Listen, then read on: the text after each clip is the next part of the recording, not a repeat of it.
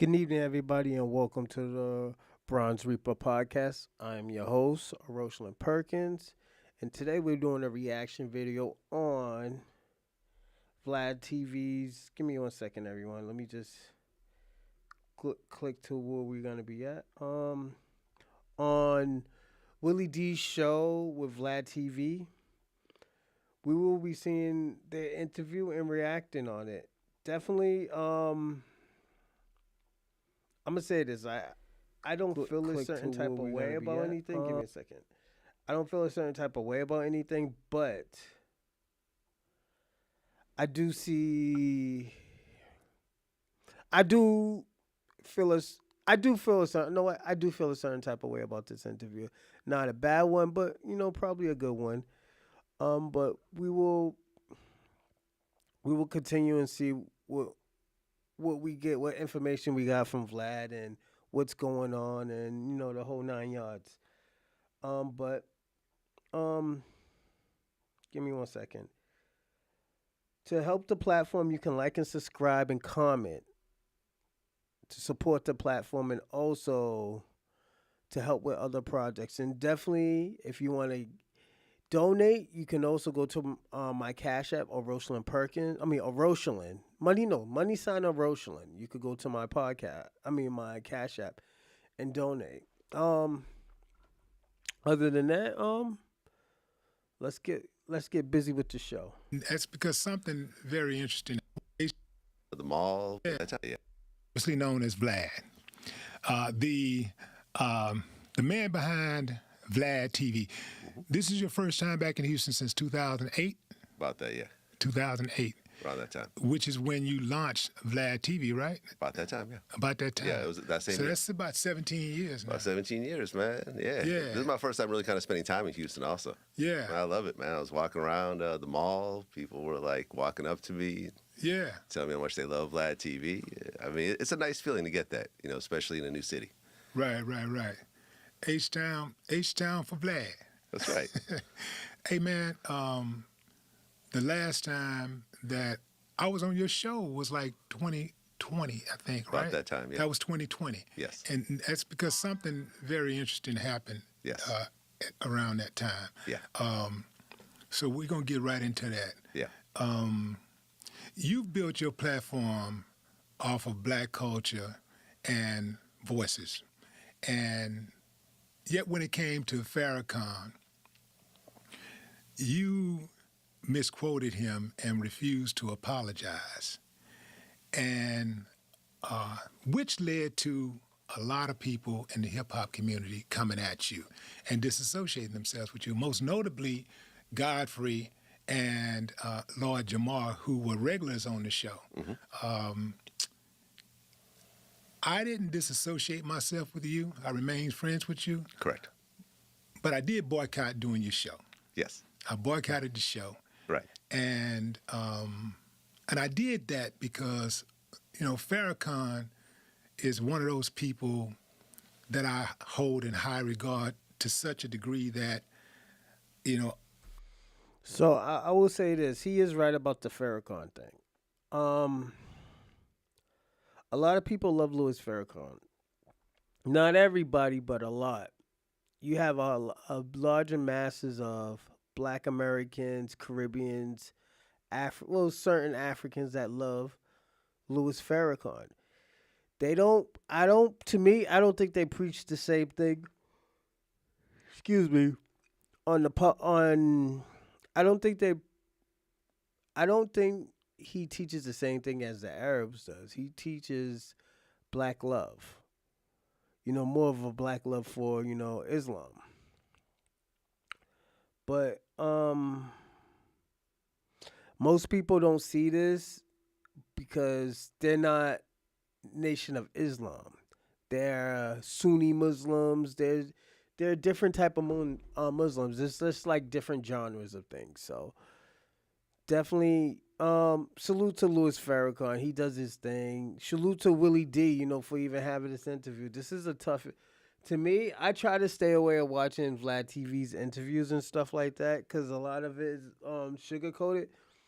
But I'm going to be personally, and I'm going to say this off the rip. I do trust Willie D when he does commentary for anybody. He don't hold his breath. He don't hold his tongue for no one.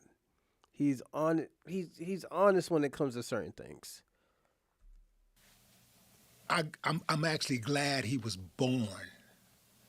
You know what I'm saying? Like I don't think people walk around with that type of thing. Like, man, I'm glad this guy was born. I'm glad we have this guy. No, Farrakhan has done like a lot of good in our community, and he saved a whole lot of black people. So when you refuse to apologize to Farrakhan, I took offense to that. And I told you that, right? Yeah. On more than one occasion. Yeah, no, we had multiple conversations on the phone about it. Right, right. And, you made a statement that read, at the time, you said, on Friday, Vlad TV posted an interview with D.L. Hughley where I referenced part of Farrakhan's speech about Jews. After our interview was released, I was made aware that there was a later part in Farrakhan's speech where he clarified those points. Based on that info, we removed that part of our interview, changed the title, and removed the social media post.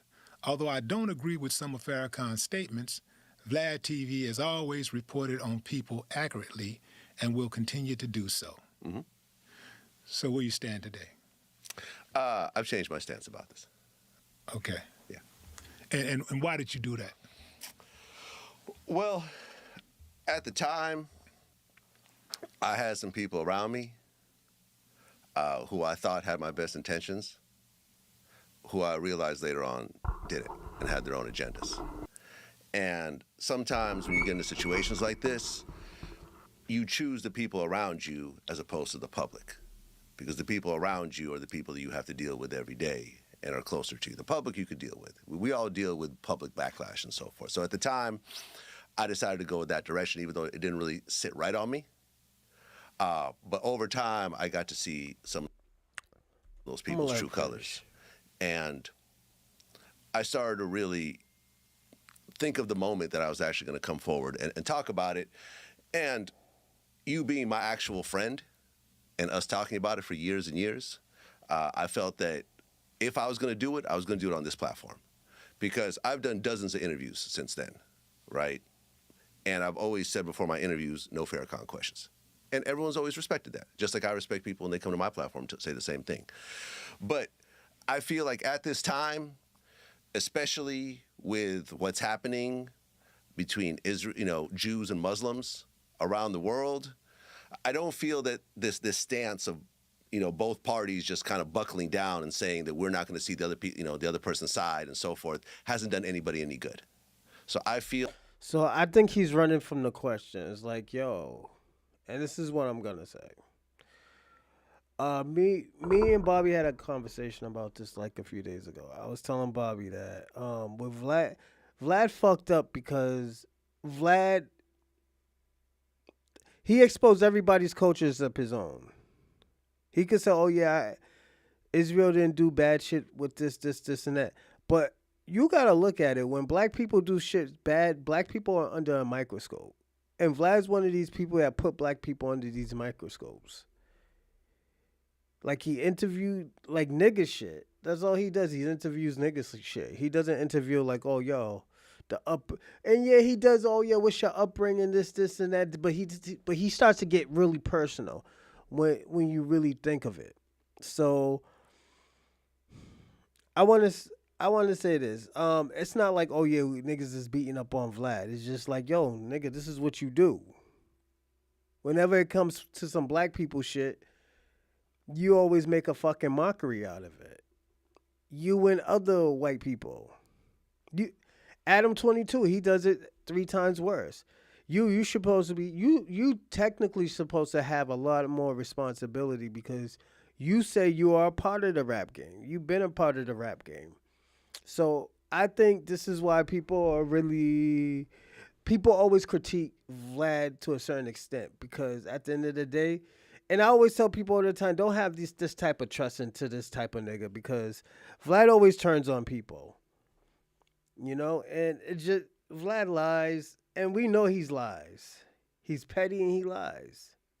And I think this is where, when he starts lying, it fucks up people's career. But, like, it is what it is. Feel as a prominent person in hip hop who is Jewish, one of the, probably one of the small handful of people in hip hop who are Jewish and are openly Jewish about it.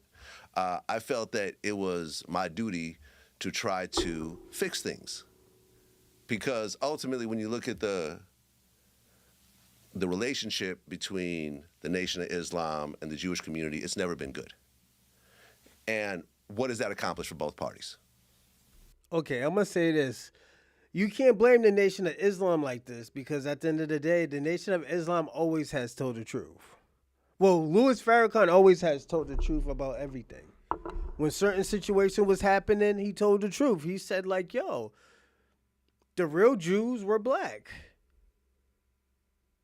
Louis Farrakhan said shit like this, but at the end of the day, y'all should have known this shit was going to come up. You should have knew people was going to ask questions like, wait a minute, why these niggas look white? And in the Bible, it talks about these niggas being black. Like it says it in the Bible and the Torah. So this is why I always explain to people that, like, yo, yeah, we got these people running around, but at the end of the day, the Bible says something different. Are we not supposed to believe the Bible, or should we supposed to believe some of it when it makes people feel comfortable? Because then after that, we go back to being politically correct. Nothing. Am I right? Right. So I felt that it was time to address it. And I told you for, a little while now that when I address it, I'm going to address it with you. And that's what I'm doing right now. Yeah, you kept your word. Yeah. Kept your word. Yeah. How bad did it get out there? Because I can only, we didn't talk about every single instance that came up that was a remnant of that action. Mm-hmm. So how bad did it get? I think it personally got bad because some of the people that I was thinking, like in the same way that you and I had conversations, those conversations remain private, right? Right. I respect you, you respect me, and when we have these types of conversations and I open up to you and I say certain things about what's happening, I know that the next day you're not going to run to the internet and say, something Vlad told me in a personal phone call that he really feels this way and so forth. So I was talking to a number of people who I thought we had relationships. I thought they were my friends. I thought that we were, there's a level of trust and so forth, only to have those people turn around and start making videos the next day about these conversations, and these conversations weren't represented properly a lot of times. Things were twisted up. Things were changed and so forth to make me look bad and make the person look good. And that hurt. That hurt because some of these people had been in my home. I've Vlad, but you did the same thing to certain people. And this is where I said, like, this is sometimes this disingenuous comes from these other groups and stuff. Even, like, we'll bring up another conversation with the Kyrie Irving thing. That shit was, that shit went overboard. Everybody was like, oh, I got Jewish friends and this ain't right. Nigga, I got Jewish friends, but at the end of the day, this is a documentary. This ain't saying, oh, kill these motherfuckers and shit like that. No, it's saying like, yo, this is history. This is what's history saying. Excuse me. Like, what the nigga's name? Ron Sutton. The guy who wrote Hebrew to Negroes. That was history. This is the documentary he did. We can't be like, oh yeah, this shit is anti-Semitic, because let me tell you something. If Vlad really had a problem with that video, why didn't he just interview the guy and pick the nigga's brain? He picks everybody else's brain. What was so different with this guy? And that was my issue with the whole, oh, this is anti-Semitic and stuff like that. And at the end of the day, he should have been off the rip like, yo, y'all kind of going overboard. I don't think that shit's anti-Semitic. you know. But people got a willing. People could say whatever they want, but at the end of the day, I don't think it was anti-Semitic with Kyrie Irving's thing. Y'all gotta understand, these motherfuckers took a lot of money out his pocket. They took a lot of money out their pocket, and they're a small percentage of people. Kyrie Irving could have been like, "Oh, fuck all niggas and shit," and the NBA would have been fine with that. NBA, it's all right. He's not offending nobody, and knowing that he's offending a whole community of people. You know, I'm not gonna be like, "Oh, Ye did this." No, I'm not gonna do Ye because Ye went out overboard. But we talk about Nick Cannon. They went overboard with that when he said, "Oh yeah, the real Jews are black." They went overboard. They tried to take everything from this nigga. Everything he created by himself. All the hard work and blood and sweat and tears he did by himself. That's why certain people should copyright certain shit that they do is like, yo, after business is over, this shit's coming with me. This shit ain't staying here with you so you can fuck my shit up. No. It should never be like that. Extended myself to those people. I fed them. I helped promote them and so forth. And I thought there was a mutual respect. So I think that was the most hurtful part. The public is the public. We all deal with our, over time I've dealt with this lots of times.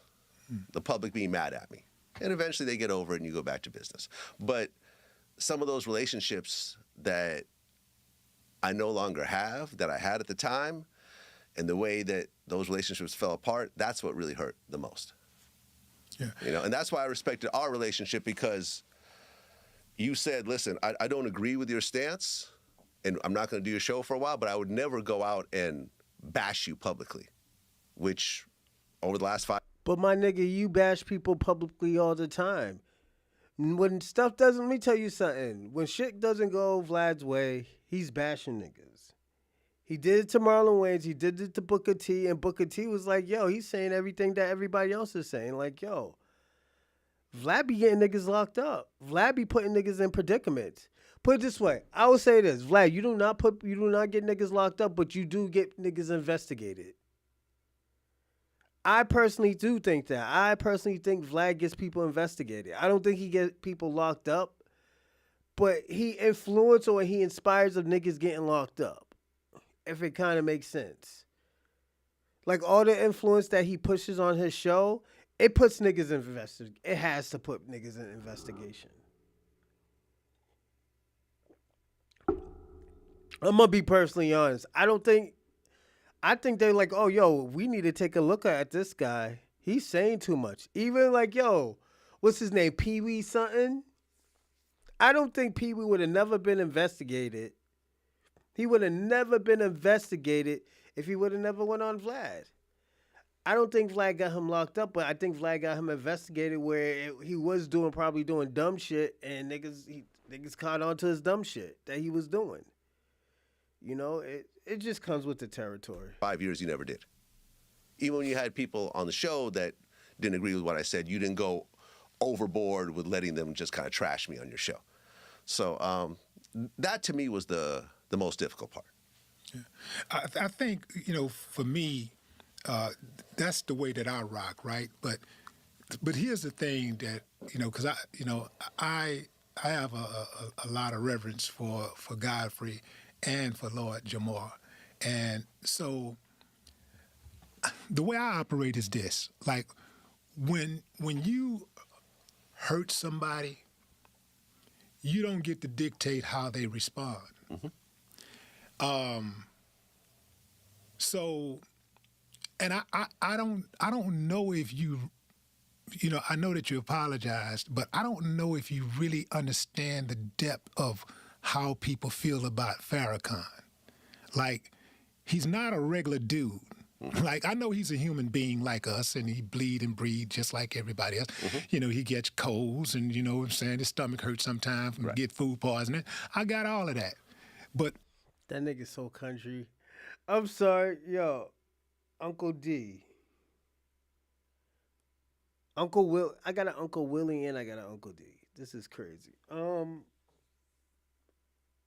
Uncle Willie D. Nigga, you're so country. You're really like one of my family members. My family members is country as fuck. My Grammy's country. She from Selma, Alabama and stuff like that. And I hope he's watching this show, but yo, Willie D, you're mad fucking country. Like you talk about every little thing of little. Everything that's a spectrum, you'll talk about it. And that's super dope to me. And I always appreciate shit like that because I think sometimes we don't appreciate the little shit.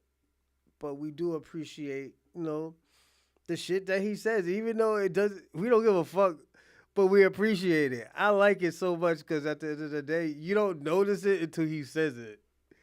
Farrakhan is so bleed and breathe the depth of how people feel about Farrakhan. So like, he's not a regular dude. Like, I know he's a human being like us, and he bleed and breathe just like everybody else. He gets colds, and you know what I'm saying, his stomach hurts sometimes, he can get food poisoning. I got all of that. Yeah, he looks so serious when he Farrakhan did it. is so revered because he take the hits. Heavy is the head that wear the crown. And he has worn the crown for a long time. And his head has been heavy for a long time for wearing that crown. And, he's been misrepresented, misunderstood for a long, long, long time. What I want to know is,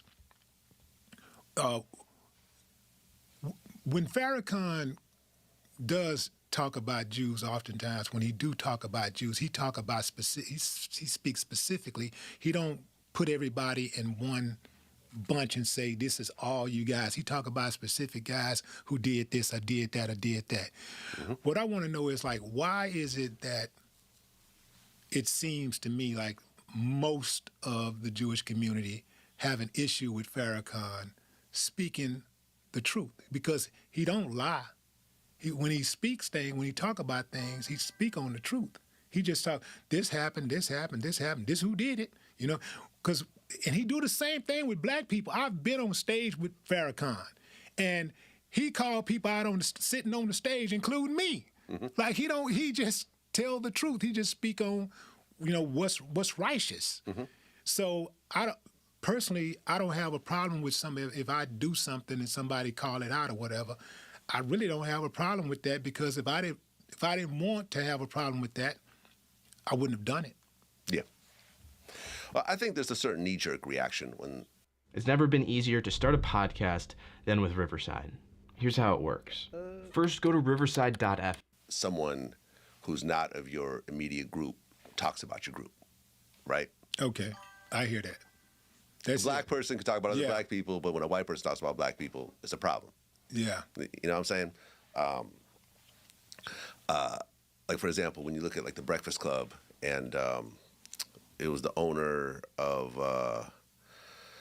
the Eagles, I believe, was on the show and was saying, he doesn't like how black people attack other black people like Meek Mill, and they call him gay and stuff like that. And there was a big backlash over that. Yeah, I remember. So I'm gonna say what, not Bobby.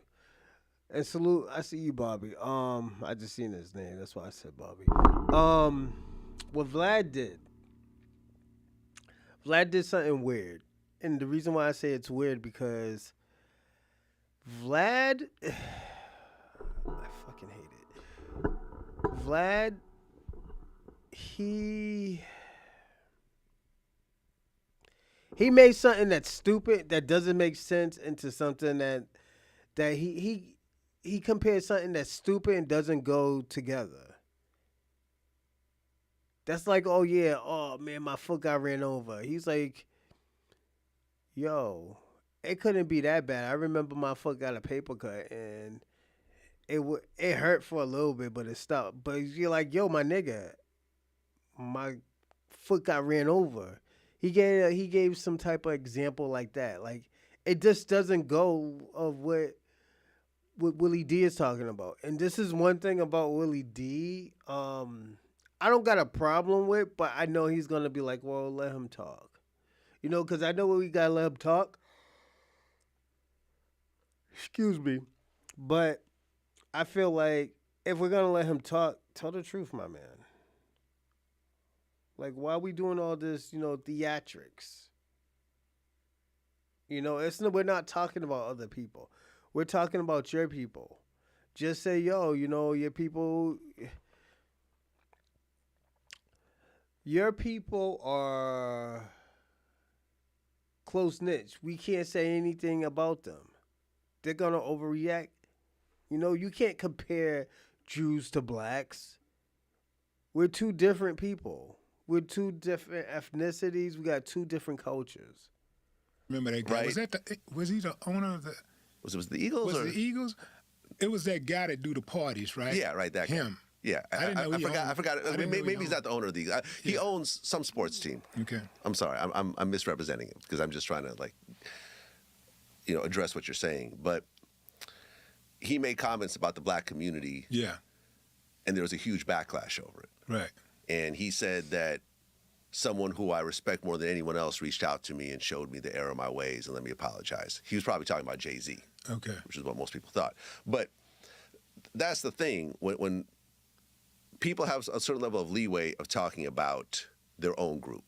I could talk about how I don't like how the Israeli government is handling the conflict with Hamas. I could say how it's too heavy-handed. I could say that I'm not a fan of Netanyahu and so forth.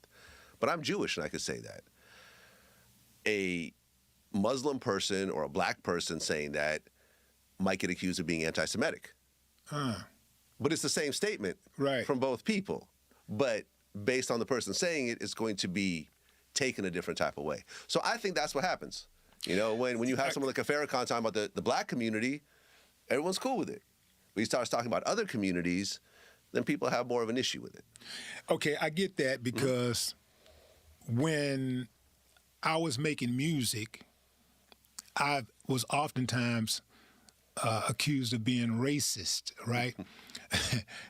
Really? And we can get into the real definition of what racism is, but I understand what they was trying to say.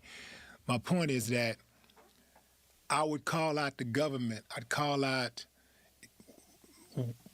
police officers who kill black folks who just almost always happen to be white.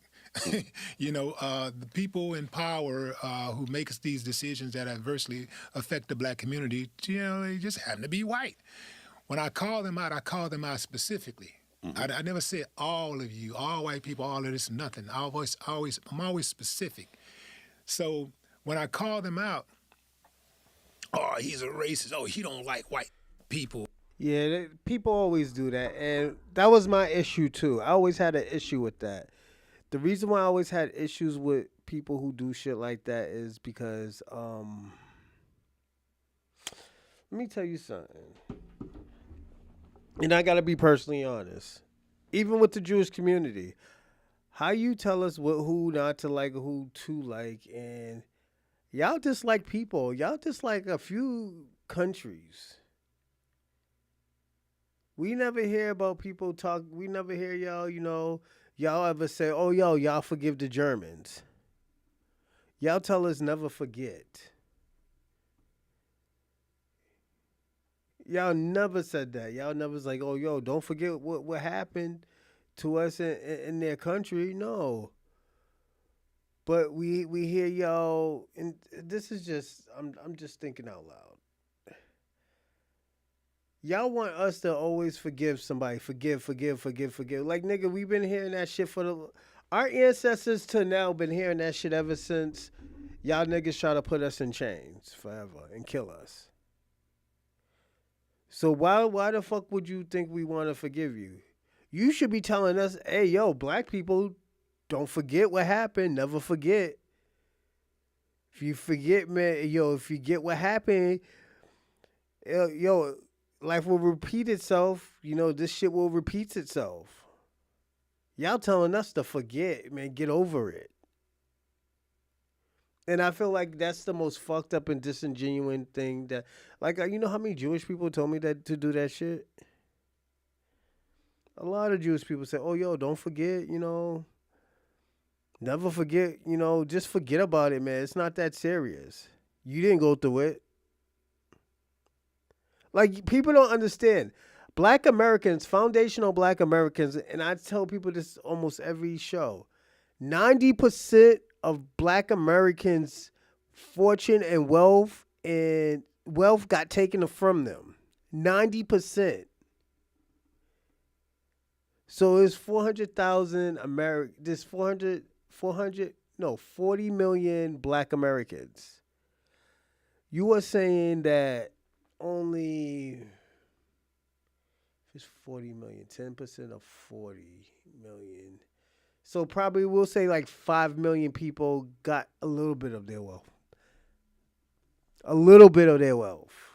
Like land and all that other cool shit. But you telling us to forget, that's fucked up and very disingenuous. Oh, he's this, whatever. But when a white guy does it, he's a rebel. If I do it, I'm anti-Semitic. I'm not a patriot. Yeah, I'm anti-white. I'm not patriotic. But when a white guy does it, he's a rebel. He's a patriot. Right. He's a patriot. Right. And he's celebrated. But I get it. I get it's that a double part. standard. I'm not saying it's fair. Yeah. I'm just saying that's how most humans take it. It just is what it is. So I think that answers your question in terms of why it's presented that way. Yeah. Yeah. YouTube Music is just like most music apps, but also nothing like most music apps. For example, look at this toggle thingy. Would you be willing to have a conversation with Farrakhan? I was always willing to have a conversation with Farrakhan. And that's... So I'm going to tell y'all this story, and this is what I heard. So Vlad wanted to have a conversation with Honorable Minister Louis Farrakhan after the shit that he said. But you have to understand, to Louis Farrakhan, you're just a regular nigga. I'm just being personally honest. You're a regular person. Who are you to say, oh, yo, I wanna interview with Louis Farrakhan and all the fucked up shit that you did, and after that, you try to make it on your platform. They already gave you somebody to talk to. You could talk to one of his leaders and stuff, and you could get back the message. But for you just to have a conversation, especially not being a black man and supporting black businesses and supporting just black anything, all you do is demonize us with your content and get us in investigations. I wouldn't say get niggas locked up, but I will say he will get niggas in investigations where niggas get looked into. I personally do believe that.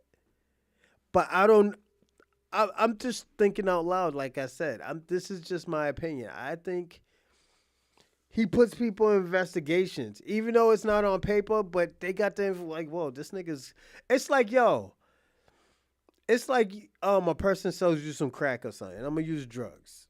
It's like a person sells you some crack. They're not going to be like, oh, yo. They're not going to paper like, oh, yo. We started investigating him because we seen him give Lewis some crack 3 or 4 years ago. They're going to like, yo, dude, did this dude just give crack out? All right, let's keep on investigating. They build up cases on him. Build up cases. That one time that he gave you some crack, he ain't going to be like, oh, well, this is the first person he gave crack to. He ain't going to give you no fucking autobiography of what's going on. They just say, they're going to be like, oh, yo, this nigga was talking crazy on Vlad. AR Rabs was talking crazy on Vlad. They were probably already looking at AR Rabs. He made it worse when he went on that show. He should have never went on that show. And I know, niggas need money and stuff like that, yada, yada, yada, but not all money is good money.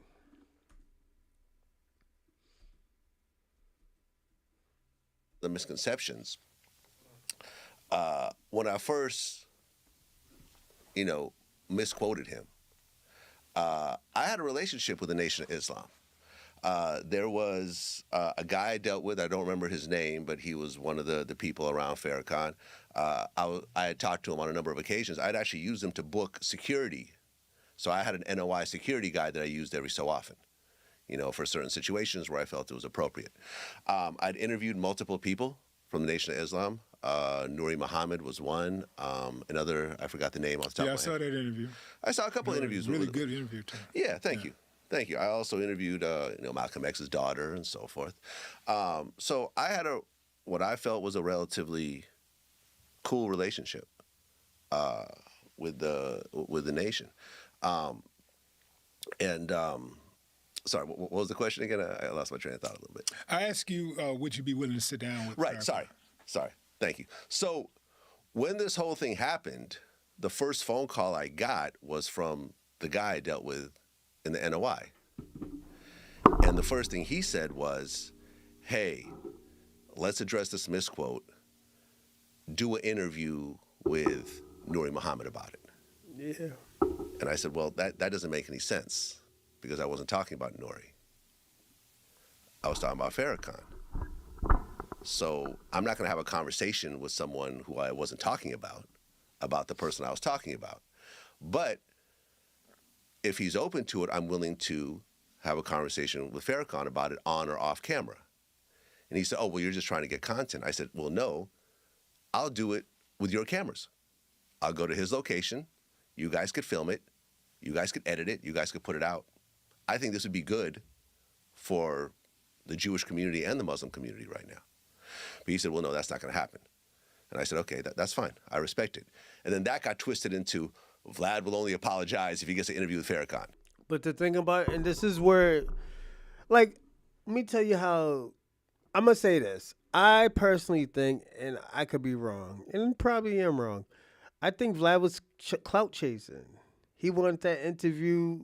He wanted to make a profit off of it. It wasn't really about his fucking country and his religion. Because I look at Judaism as a religion. I don't think that's their lineage. I think, like, this is just me. And like I said, this is me just thinking out loud. I think it's just not a religion. It's a way of living. Let's put it that way. It is a way of living. Let me say that. I think it's just a way of living. Like, not everybody can be a Jewish person. Like, I know niggas could be Hebrew by lineage, but being Jewish, I thought that was a religion. You know? That's why you don't hear, like, black people saying, oh, yeah. Oh, he's Jewish. You don't hear black people saying, oh, I'm Jewish. You could say, oh, yeah, are you a Jew? Like, I remember when this lady, one of my clients, she didn't know I was Hebrew. She was like, yo. She was like, oh, salam. She's like, oh, yo. Because she asked me what I was eating. I was like, oh, I mean chicken and plantains.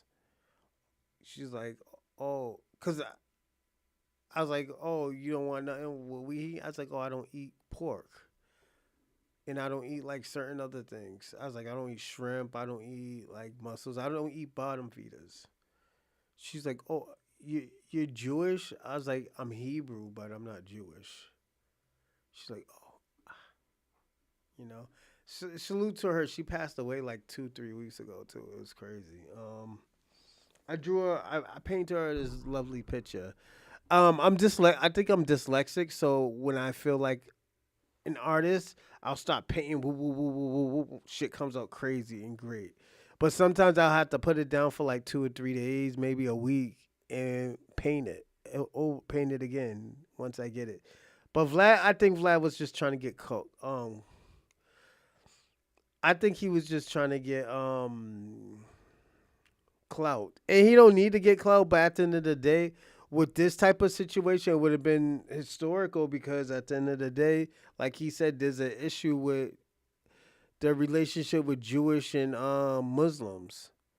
And, like, I'm going to say this. It's not because of the Muslims. The Muslims, these are nice people. It's not the Muslim who has the problem. It's the Jewish community.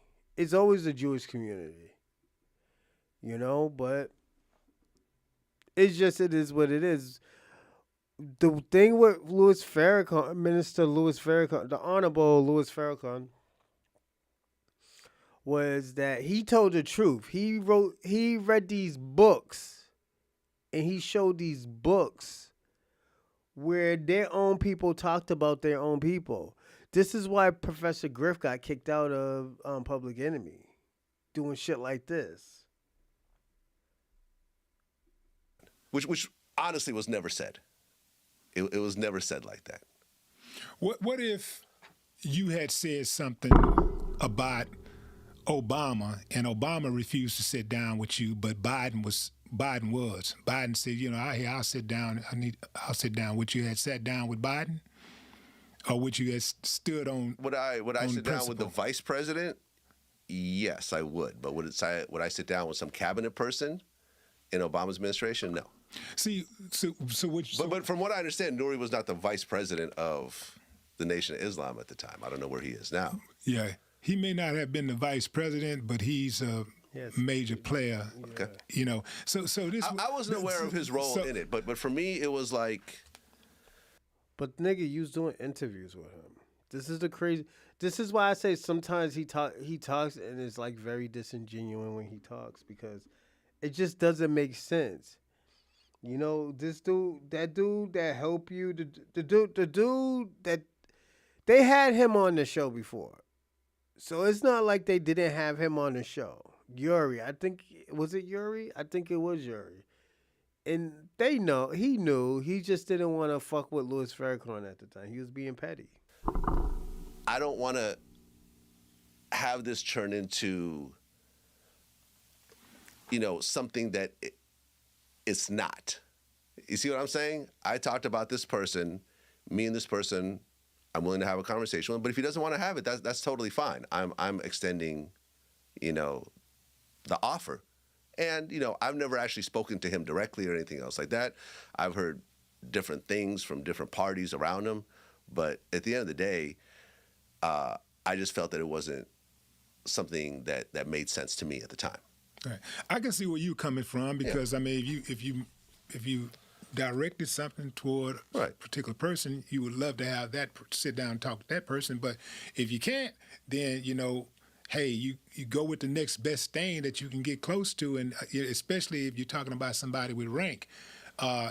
What I think that people need to understand about those of us who love Farrakhan is that Farrakhan is more important than the president to us. Okay. I respect that. He's more important than the president to us. So that's why we have that type. The thing is because he been putting work in. Like, he been putting work for like 50 years. 40, 50 years and stuff. Like, he been doing work more before I was alive. Like, Louis Farrakhan always done that. Louis Farrakhan always critique Black Americans. Just Black people in general. And we always appreciated that. Of reverence for him. And that's why Royce the 5'9" said what he said about you. Because he loves Farrakhan for real. Mm-hmm. Like, we look at him like we're not worshiping him. What we're doing is respecting him. Mm-hmm. We respect the work that he put in and the sacrifices that he made. So when people say things that's offensive towards him or they try to attack Farrakhan, then we take offense to that. Right. And listen, you can't really take away the accomplishments that Farrakhan has made. The Million Man March, Justice or Else, and people like yourself who admire him and look up to him. Like, that's not easy to accomplish. The people he's reformed. Yeah. We're talking about tens of thousands. Yeah. Not. Yeah. I wasn't doing. Like, how many people do you know has done that? No, you can look at. Okay, name any pastor. You can't name one preacher out there who can take credit for actually reforming people who have been at the bottom of the barrel and raised up out of the ashes and became responsible, productive, loving, caring, generous human beings. Yeah. You cannot name one person that's alive. I agree, man. And at the end of the day, you can't take a person's whole story and say, well, I don't like this one phrase he used on this one day and throw away all the other accomplishments. That's just not fair. Right. And at the end of the day, also, it's just words, right? Like, I've never heard of Farrakhan saying something that triggered violence or triggered economic catastrophes or anything else like that. He said what he said. Some people, accept it. Some people don't. But ultimately, I've never heard of the Jewish community being hurt by Farrakhan's words. So to sit there and I have. I despise this person and everything he does is out the window. When you look at what he's actually done for his own community, you can't deny it. And that was the reason why I was interviewing NOI people. This is the reason why I had a relationship with certain people at NOI. I hired them for security and so forth. It was a respectful relationship until this happened. Yeah. Yeah. Well, man, having the capacity. But the thing about it, he could have publicly apologized like he usually do for other people. When he fucked up, he publicly apologizes. And I don't know what. Let me tell you something. I know Vlad is lying. The reason why I know he's lying because at the end of the day, niggas was asking him to apologize. Vlad was saying no. I'm not apologizing. He has said shit over the past that was anti-Semitic. This shit that he's saying now is a fucking lie. This is why let me tell you something. Lord Jamar Ben told you, only thing you have to do is apologize. Godfrey, all you got to do is apologize. He did not want to apologize. He stood 10 toes down and said like, yo, it is what it is. He's like, yo, if you don't want to fuck with me, you don't got to fuck with me. That's what happened. This story that he's getting, it's a fucking lie. Because Lil Jamar already said something. Godfrey already said something. They had the same fucking story. All of a sudden, it's a different story. I'm just being personally honest. It's a different story of what he's saying now. Capacity to apologize is not a weakness. It's an attribute. Yeah. And let me be clear. I would like to apologize to Minister Farrakhan for misquoting him back in 2020. Period. There you go. No ifs, but, or anything else like that. Point blank, period. This is what I'm doing on your show. Hey, yo, and I'm going to say something, too. I know Vlad's lying, because I'm going to tell you this. Give me a second. White people don't like to apologize to black people. I don't know what it is. I don't know why not. It's just they don't like to apologize to black Americans. I always felt like, yo, let me tell you something. When I told my director to apologize to me for lying on me and stuff like that, he said, I'm sorry that you feel that way. That's what this motherfucker said to me. And the thing about it, that's not the only white person that ever done that. They feel like it's a weakness to apologize to a black person. I don't know what it is. And this is just my experience. Has there white people ever apologized to me? Yes. Like, when I was wrestling with somebody, the kid fucked up. Oh, I'm sorry what happened yesterday. I was tripping. I didn't know this was going on. I accept your apology. Like, that's why I always separate wrestling, white wrestlers from, not most of white wrestlers, and just white people in general. People with who are white wrestlers, they understand shit can fuck up. They understand shit could go left sometimes. They understand that. But other people who are just like not into that world don't have to deal with these type of people and don't understand that, I can fuck up with this guy and I have to apologize because it's not right. When we all wrestle, it's equal. We're both equal. It's just that's just how people are. And also, let me just say, this was not a decision based on pressure by anybody, by financial duress. It's not like I have to do this in order to turn the company around. The company's been doing fine all these years. It's not because I'm trying to get to a certain guest and by doing this and so forth. No, there's no reason behind this except for it's the right thing to do.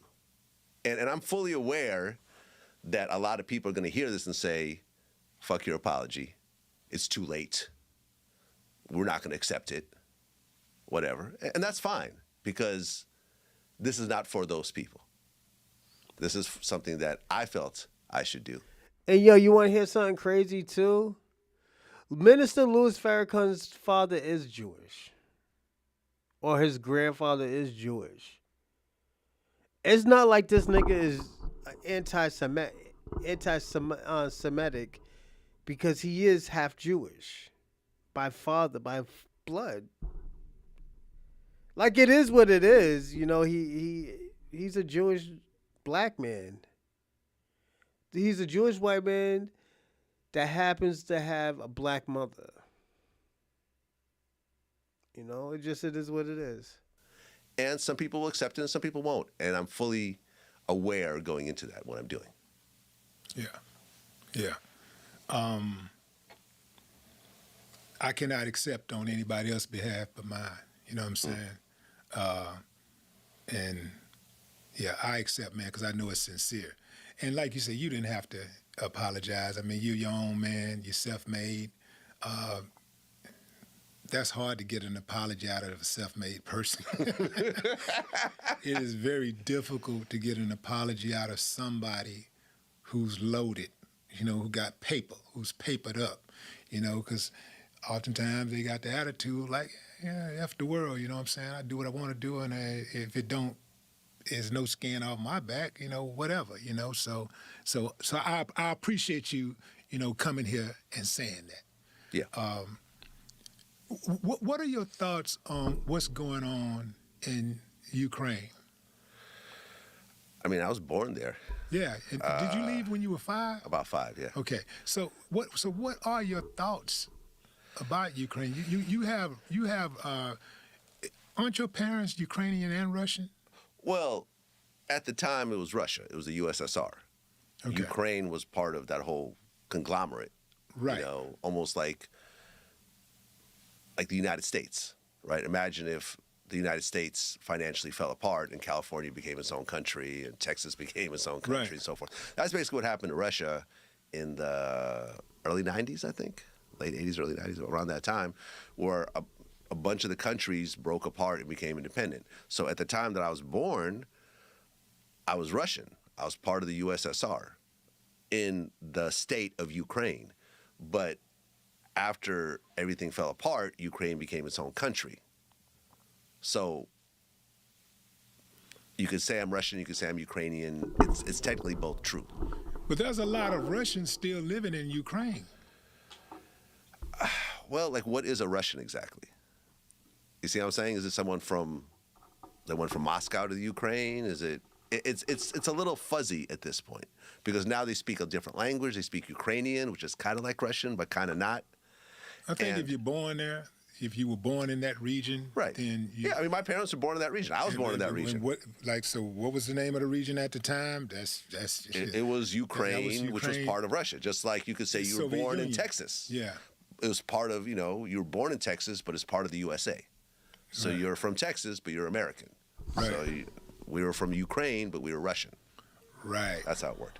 Right. Yeah. But in terms of what's happening now, I mean, it's messed up. It's messed up. It's, you know, me speaking about this prevents me from going back to Russia these days, because I'm concerned that you know, as big as my voice is, if I go over there, I could possibly get arrested. You've seen situations like this, like Brittany Griner, you know, she had a vape pen and ended up in a prison. Yeah. There was a reporter who they said made some comments that was anti-Russian. There was some woman who donated to some Ukrainian fund that was put in jail because she donated like $5 to some, you know, Ukrainian charity. So, you know, I remember I did an interview in Variety magazine where I spoke about it, and then I have spoken about it multiple times. It makes me.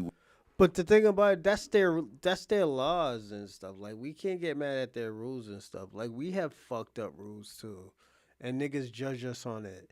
It's just, you know, you gotta respect it or leave the fucking country. I always tell people that. I was like, yo, if you don't like it, just leave. y'all niggas be fleeing anyway. So like, what's the difference?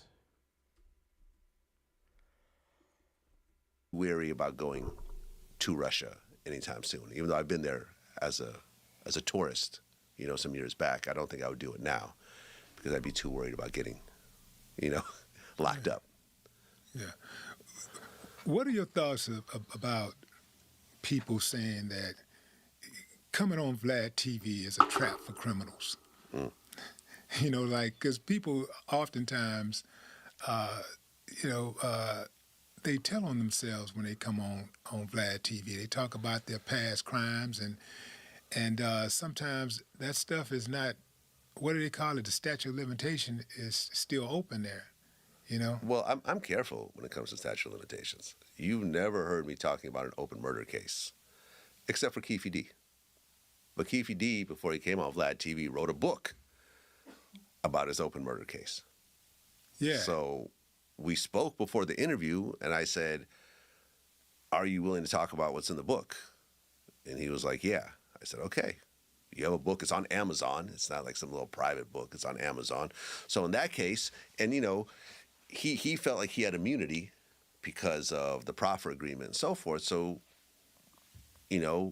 essentially he came in confident that he could speak about it.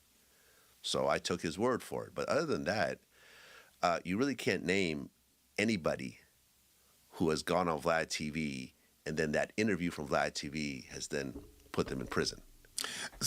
That's the thing I was talking about. Sometimes, you could keep some shit off of paperwork and say, oh, how you hurt? Like, some shit, I always tell people all the time, sometimes you can dry snitch and it might not be evidence, but it does give you evidence of like, we might need to be looking at this nigga over here. He talking too much, He's doing this, he's doing that. It's probably, like I said, they probably were already doing dirt. They were already being investigated. And this just set off a little bit of fire saying like, you know what? We're going to have to do that investigation, man. Fuck it. So not that I know of. So here's my take on that. Yeah. So I hear a lot of people saying that, like, Vlad the police, right. Vlad this, and he go there and... Booker T was the latest person to go on that rant. Is that right? Yeah, me and Booker T. You know about this whole story? No. The whole Booker T. Swerve Strickland situation? No, that's my boy, man. What? You want to get into it? As long as it's not bashing Booker T. Well, if it's bashing him, I don't want to... that's my dog. Well, it's not bashing him, but there is some truth behind the story. I mean, I can save the story. It's cool. Yeah. You don't want to hear it? Yeah. Okay. I just don't. If it's gonna bash him, I don't want to bash. Well, it's not bashing, but there was some stuff that was said back and forth. Yeah. During the course of this this interaction. I got it. Niggas just said he didn't want to talk about it, and you still trying to talk about it with Vlad. Watch. Y'all be thinking I'd be lying and be on some bullshit. Watch. Vlad TV, and then that I know of. So here's my take on that. Yeah. So I hear a lot of people saying that, like, Booker T. You know about this whole story? No. The whole Booker T. Swerve Strickland situation? No, that's my boy, man. What? You want to get into it? As long as it's not bashing Booker T. Well, if it's bashing him, I don't want to. That's my dog. Well, it's not bashing him, but there is some truth behind the story. I mean, I can save the story. It's cool. Yeah. You don't want to hear it? Yeah. Okay. I just don't. If it's gonna bash him, I don't want to bash. Well, it's not bashing, but there was some. He just said no. He just said no, Vlad. During the course of this. Just said no, nigga. This interaction. I got it. I respect that. Yeah, I respect Booker T as well. Yeah. And I can tell you the story, off camera, and you'll kind of get a better idea of what happened. He just said no, Vlad. So here's my take on people coming on the show and people saying that, they're snitching on themselves and you getting people locked up. Mm-hmm.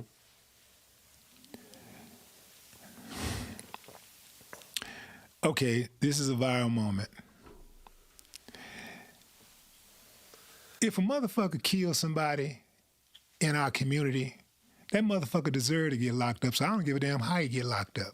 I don't care what show he go on and what he say to get his ass locked up. He deserves to be fucking locked up. You know, I don't understand that. Like, you going there, nah, fuck that. Fuck that. Because you can't have it both ways. You can't be disgusted by the lack of love for human life. You cannot act like you care so much about the community when you see people killing their own people.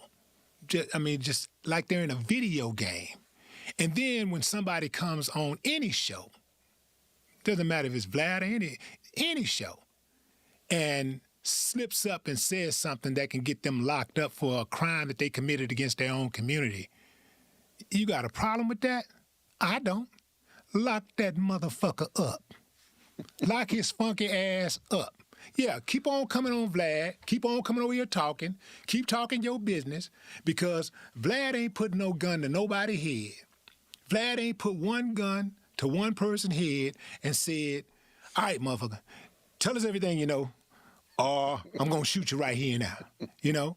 So, nah, I'm not with that, man. I'm not with that. I think... I would say this. I do think Vlad has... And this is just me. He might be down with the COINTELPRO. Like, just listening to how he talk is like very... Like, cause okay. Let's personally be honest. What has Vlad done for the black community?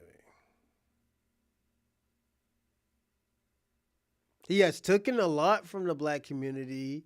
He reaps a lot of benefits from the black community, but what has he given back? Let's listen. I think it's hypocritical to act like you care about the community and you love the community, but at the same time you protect savages. You protect uncivilized mutts who prey on our community, who prey on our women and our children, and even our men, our young boys, who prey on them and, you know, make their lives difficult. You make it difficult to just, man, in many of our neighborhoods, just walking to the store is an adventure. Okay, I'll be right back. You got to hug tight because you don't know if they're coming back. See, I lived that. So I'm not with that, with protecting people that bring harm to our community. You got people out here killing our sons, killing our daughters, and they come on a show and they say something that incriminates them. Keep talking, motherfucker. Well, I'll say this, and I'm not going to go into the details because this is your man and so forth, but in the process of the back and forth that was happening... He just told him he didn't want to fucking talk about it. He just told him he didn't want to fucking talk about it, and he's still trying to talk about it. Because this is your man and so forth, but in the process of the back and forth that was happening between me and Booker T and so forth, I had brought to light there's a guy who is a registered sex offender. And I had posted a picture of him during the course of this back and forth.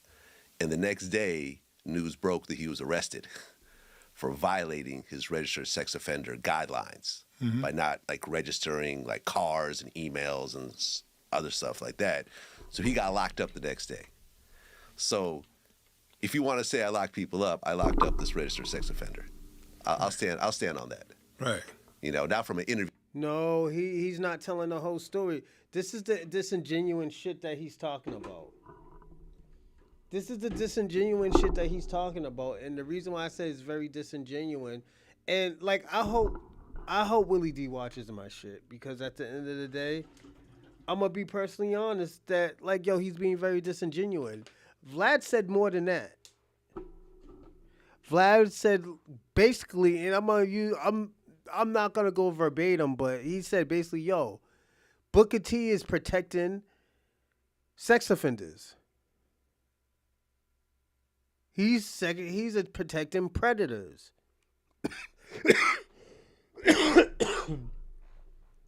Like he made Booker T look like he's a sex offender sympathizer. Vlad is a fucking liar. He always lies about this shit. He always lied about this, and this is why I say, yo, with Vlad, he does this shit to make him look like he's the good guy, and he didn't mean to do it, or I didn't understand. He understood what he's doing. Vlad knows what he's doing now. Vlad's just trying to clear it up, and I think Vlad's using Willie D to clear that shit up. All jokes aside, yeah, that's cool that Vlad got this shit, but I feel like Vlad is lying about Booker T. He did not say what he's saying now. Let's listen. Is a registered sex offender. And I had posted a picture of him during the course of his back and forth.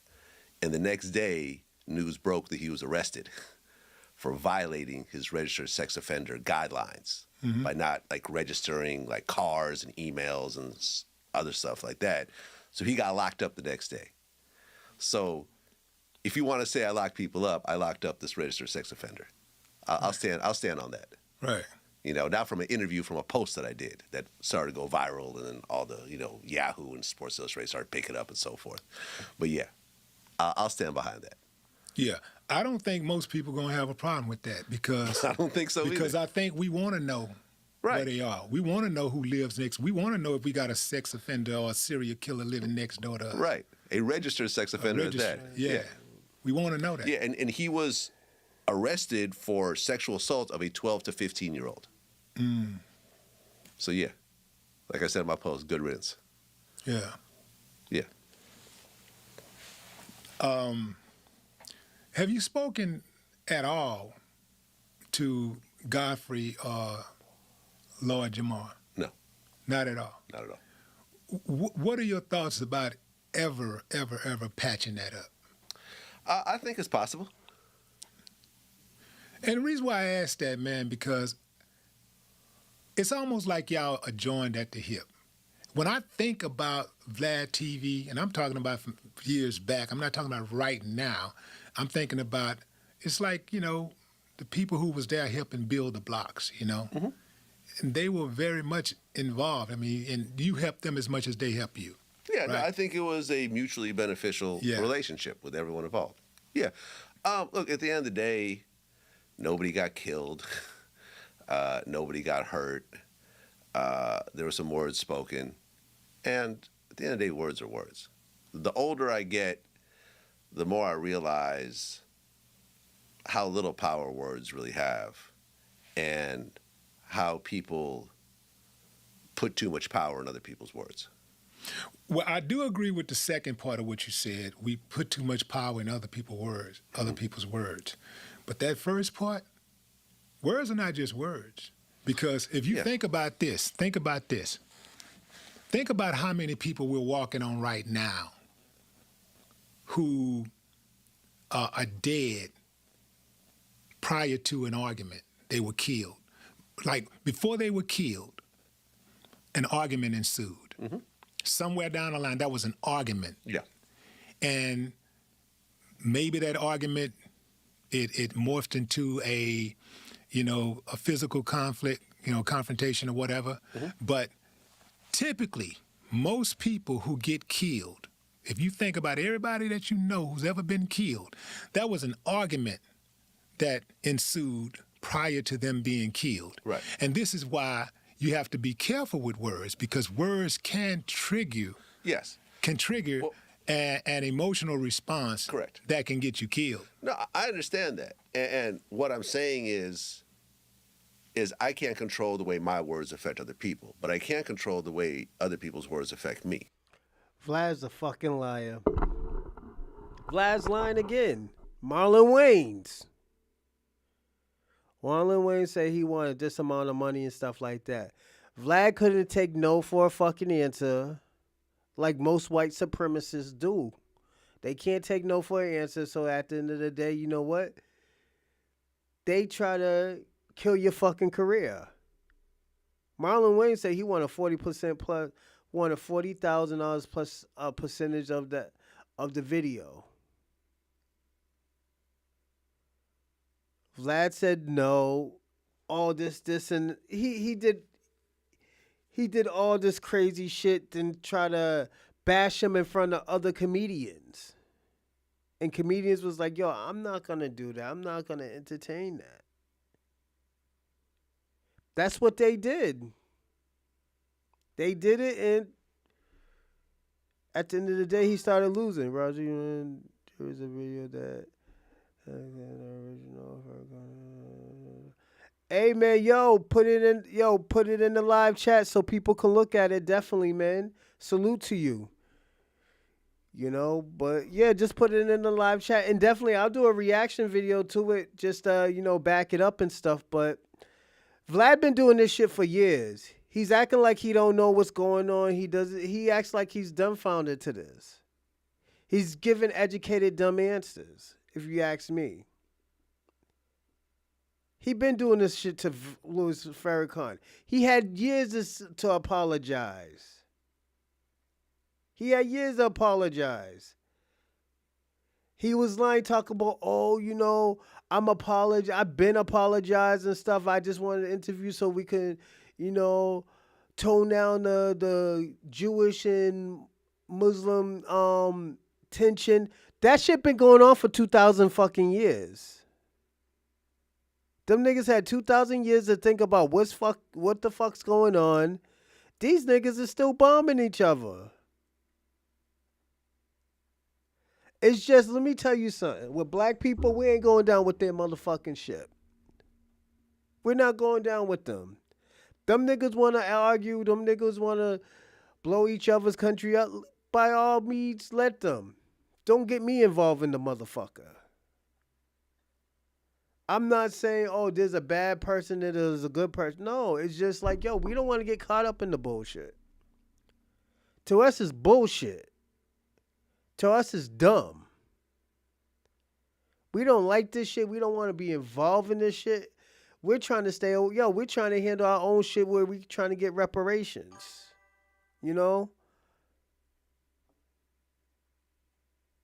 If not, DM me on X on Instagram. Look under the description. My information is there, and just email me or inbox me of any of my platforms, and definitely I'll do it. Salute to you, man. But yeah, this shit been going on for the illest, man. This been going on for a very long time. And don't get me wrong, I'm not trying to say, Muslim don't deserve no grace, because let me tell you something. I practiced the Islamic belief for almost 15 years when I was younger. So I do have some type of sympathy for them, but at the end of the day, it wasn't for do you see your URL? Give me a second. After the show, I'll definitely do it. Thank you. I will definitely do it, and I'll keep in contact with you with the information. Thank you, homie. I'll check the URL right now. Everybody, give me a second.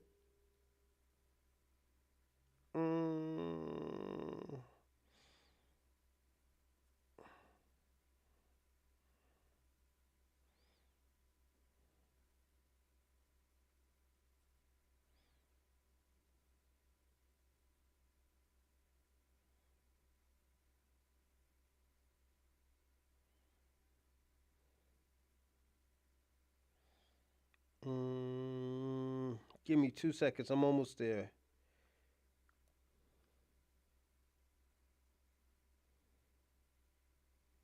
No, I don't got it, homie.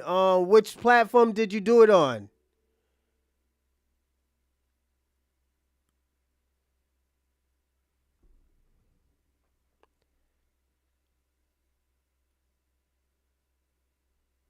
Yeah, I don't know which platform. This on the URL, definitely.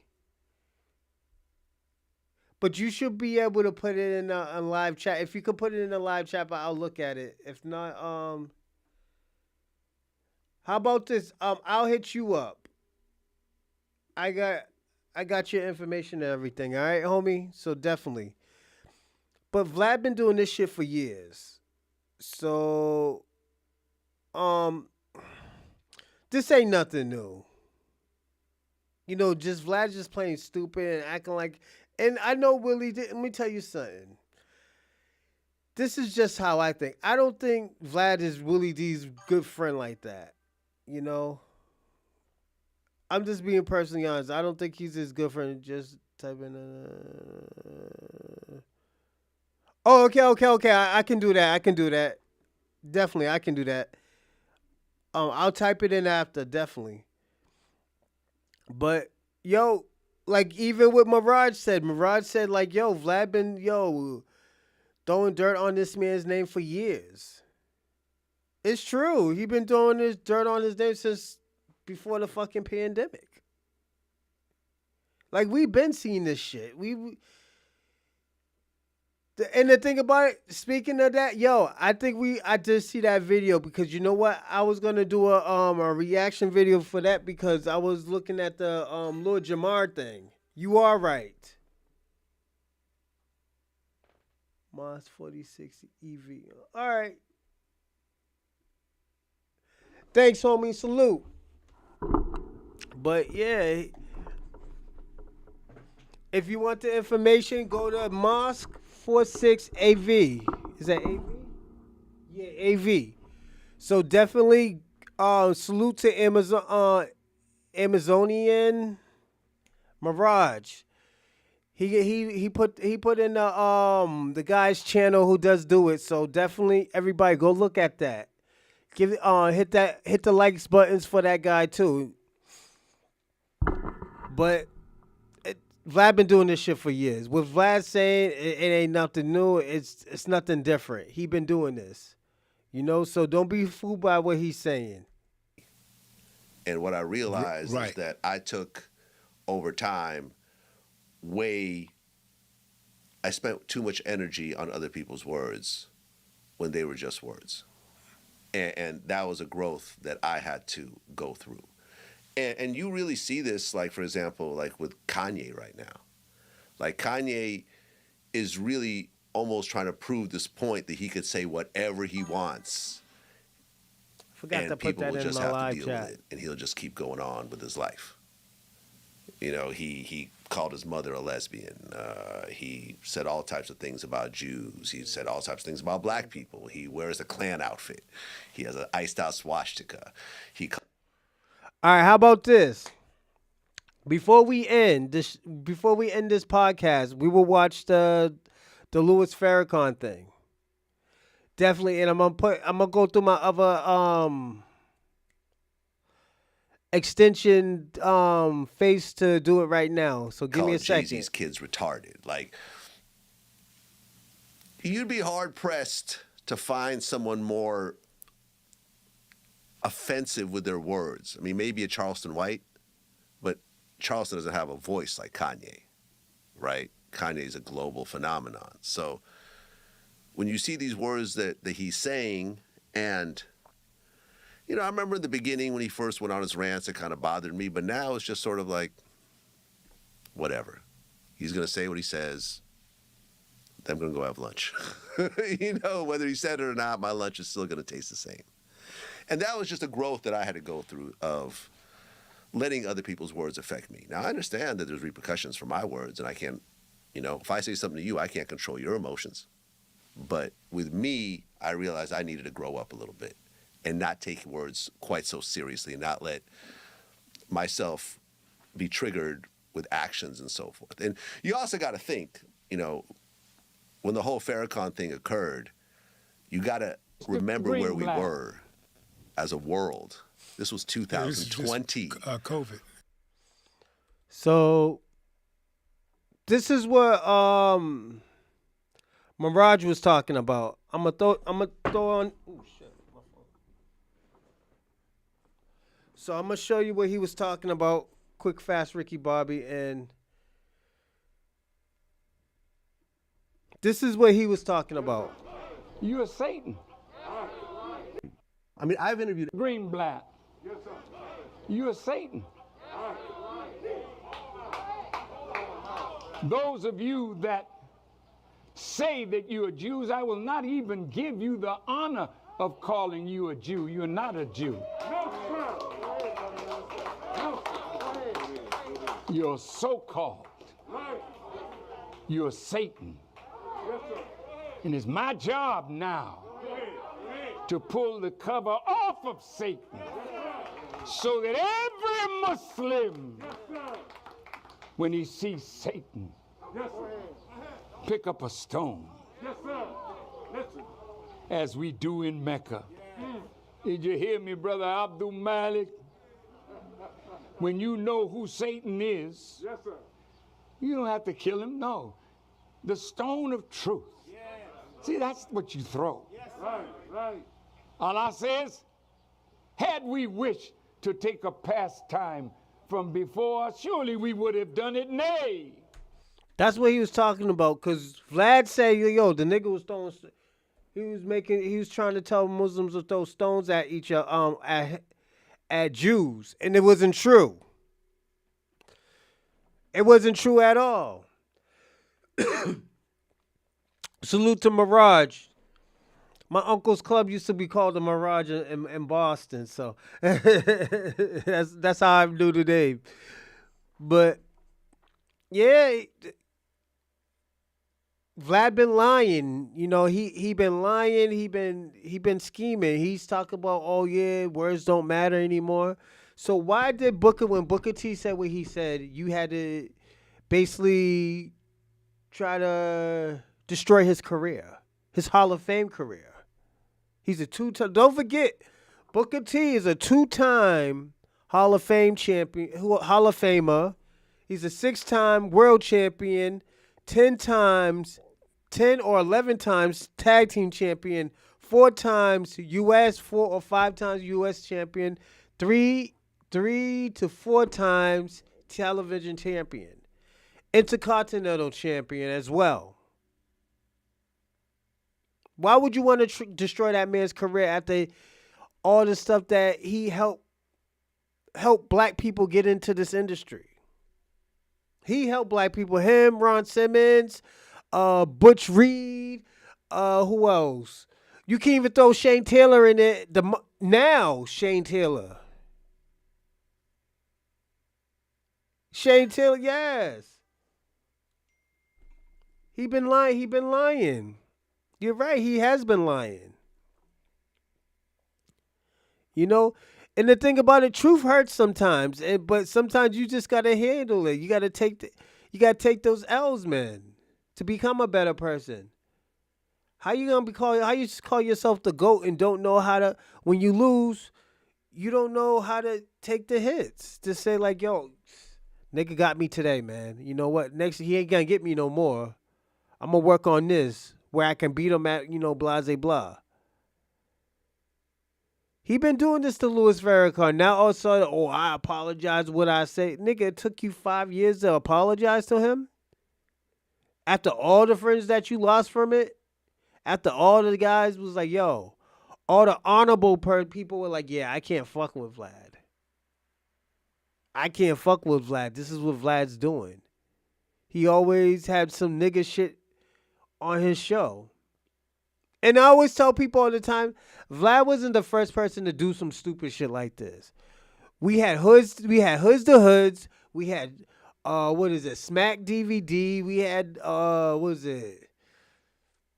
we had all that crazy shit back in the days. It's just Vlad, Vlad just had I wouldn't even say had a better idea, but he had the face for it. He had the face to make everybody feel comfortable. Because don't forget, not only black people was watching this show, there was white people that watched Vlad's TV. You know?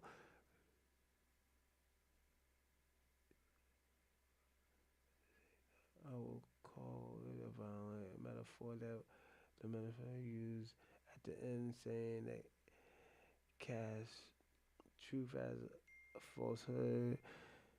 Knockout. Yo, yeah, it is a metaphor. It is a metaphor. He didn't mean like throw stones at it. He said throw stones of truth. He's like, yo, I'm going to kill him with the truth. And this is what I don't know if you was watching my show in the beginning, but Willie D said this, and it's super true. He's like, one thing about Honorable Minister Farrakhan always did was tell the truth. He told the truth. And sometimes he told the truth about black people and people who were on the show and stuff. He's like, yo, y'all got to stop doing this dumb shit. He didn't say all of y'all. He said that the people that were there right there, he was like, yo, y'all got to stop doing this crazy shit. It's not good for the community. Y'all was supposed to be the leaders. Let me tell you something. With fame comes responsibility. It always been like that. It's not, oh yeah, you got fame, so you know what? I could do what I want to do. It has never been like that. It has never been like that. It comes with responsibilities. So they gotta, yo, even if you don't want the responsibility, it could be taken from you. Niggas be like, yo, I don't have to support these people. They're gonna have to keep on putting more money into you, and if it's gonna cost them an arm and a leg just to make it back, they're gonna find somebody else. They have done that. They've done this to dozens of people. Don't forget, Nick Cannon was about to get replaced off his own show. What's the coincidence of that happening? You know? That's why I said what I said, because at the end of the day, all that shit was falsehood. Minister Louis Farrakhan doesn't lie about shit like that. You know? Right when COVID was hitting, everyone was triggered. Everyone was stressed out. I don't care who you are. Nobody was in the right state of mind at that point. Am I right? Right. The world had shut down. Everyone was wearing masks. Everyone was worried about dying. We all had friends who were dying. DJ K-Slay died. That was my friend. 3 people I interviewed died from COVID. And, you know, I was not in my right state of mind at the time. And I think the world was also very much elevated in terms of being triggered at the time. So, yeah, you know, it's not an excuse of any sort. I stand behind everything I said then, and I stand behind everything I say now. But you got to step back and see what was happening at the time. Everyone, you know, George Floyd was happening right around that same time, right? There was riots, there were murders, there was we all got to see Rodney King, but George Floyd was an actual murder that we saw on camera, as opposed to just a brutal beating. And remember all the riots that were breaking up? I say it wasn't a quick murder either. It was a slow, hideous murder. Yeah. And the whole world at the time was going crazy, and it was a rough time, man. You know, you didn't know what was going to happen. COVID right now seems like it never happened, but at the time it was a lot. We didn't know what that next year was going to look like. We didn't know whether we were going to be alive that next year. So a lot of things that were happening were very exaggerated, I felt, during that time. Man, it's crazy that 5 years has passed that fast. Right. I didn't realize I hadn't done your show in 5 years. I hadn't realized it had been that long. Yeah. You lost your dad what year? It was right before COVID. It was about maybe, because, you know, he... Yeah, see, that don't even seem like that long to me. It was maybe 6 months before COVID, so maybe 5.5 years ago or something like that. Does it seem like that long to you? Amazonian Mirage, let me ask you a question. Are you low-key spying from somebody? This is just a question. I'm not saying you're COINTELPRO. I'm just asking you a question because you're deleting your chats. What's going on? You up here spying? This is a question. Why are you deleting your live chat? And I'm sorry to put you on the spot, but a nigga gotta keep it real.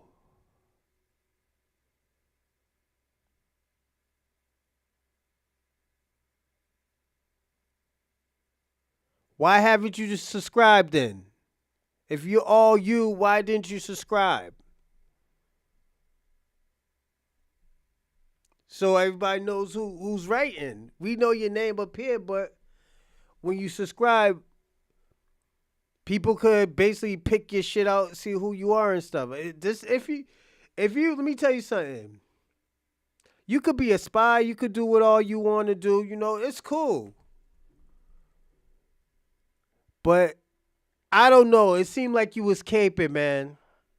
It just, my radar just got up. You talk about throwing stones and shit's a metaphor and stuff.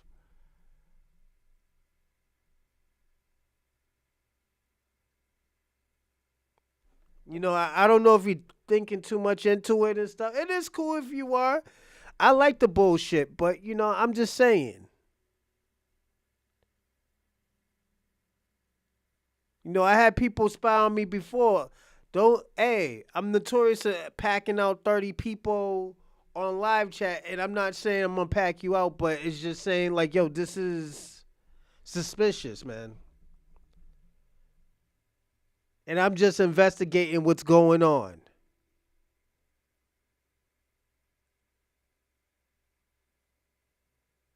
Because I've been getting a lot of y'all for the past 2 months.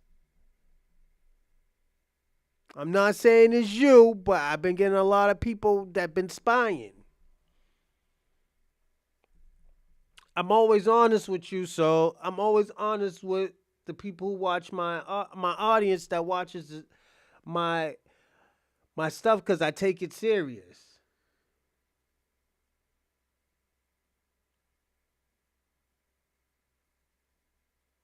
I have been getting attacked by Democrats and Republicans, so that's why I'm asking.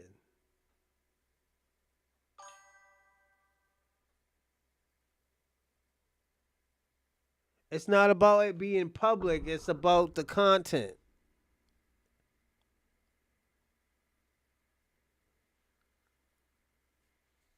It's about the content. It's cool if you feel strong about something, but I want to know what. I'm just asking this. Why do you feel strong about what Louis Farrakhan said? I don't think he said anything wrong. And Vlad just admitted that he didn't mean it that way. So why did you feel strong that you think Louis Farrakhan was talking about like Muslims throw stones at Jewish people?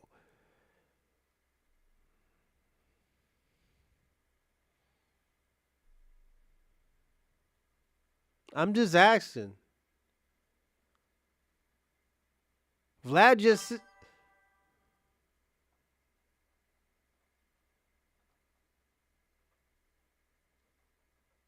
No, they are. Because once you start, let me tell you why. Because once you start saying other people's names and stuff like that, and we watched your video, and I just broke it down within like 30, 40 seconds, and what you got out of it was different where I got out of it. Because the way how Louis Farrakhan was talking, he was talking that, I wouldn't say job, but he was talking that FBA way. That foundational Black American way. That soul brother way. Do you like rap? Do you like hip hop? I'm asking you, it's a yes or no question.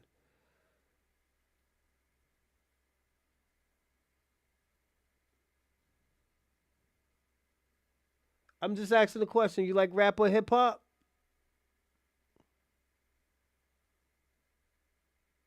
I'm gonna answer the question. I'm just gonna say what I'm gonna say. I'm gonna get back into the show.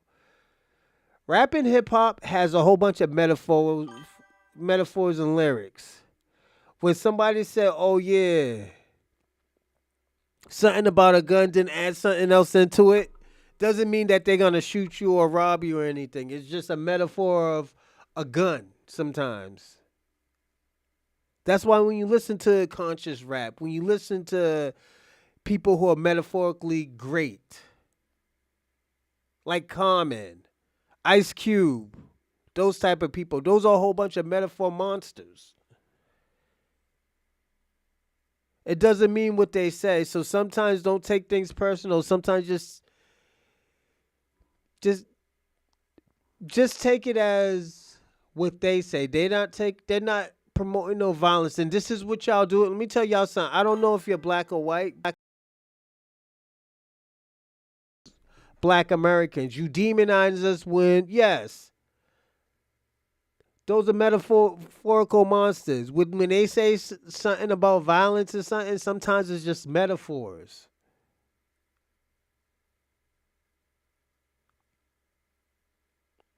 Yes. When somebody talking about, oh yeah, being thirsty about something, oh yeah, that girl's thirsty. Doesn't mean like, oh yeah, she needs a drink of water. It means, oh, she's thirsty for a man. That's a metaphor. It's just you can't do that because at the end of the day, you're gonna have people being demonized. This is why a lot of black people protect Louis Minister, Honorable Louis Farrakhan. Because we know what he means when he said something. He never meant violence. And you know that. You're being very disingenuous. And this is just me. That's why I had to stop you before when you was blocking stuff. Because at the end of the day, it's still up here. We can still see it. But on my side, I see you deleting it.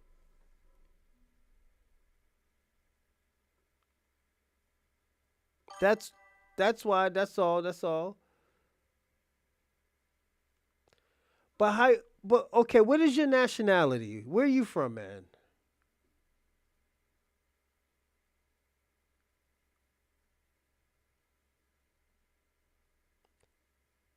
What's your nationality? What's your ethnicity, man? These are the questions we have to ask now because at the end of the day, we have a lot of people cosplaying of being black. I have to ask these questions because at the end of the day, you talking about all these metaphors are bad for the culture. Where are you from? What is your ethnicity? And please don't say you from Atlanta. Most country niggas ain't from Atlanta.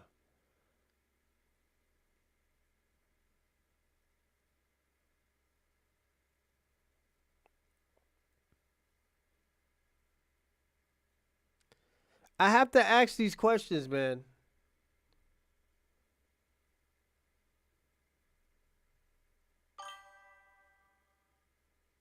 Poetic Flacco is an African.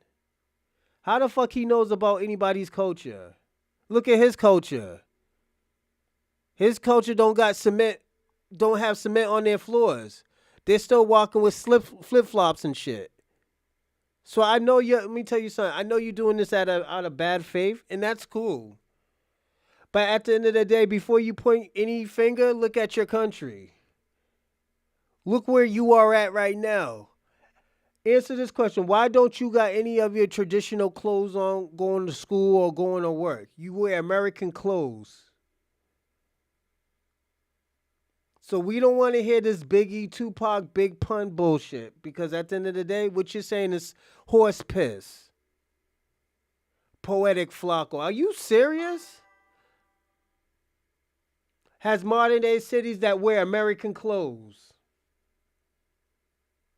That wears black American clothes that they inspire, influenced.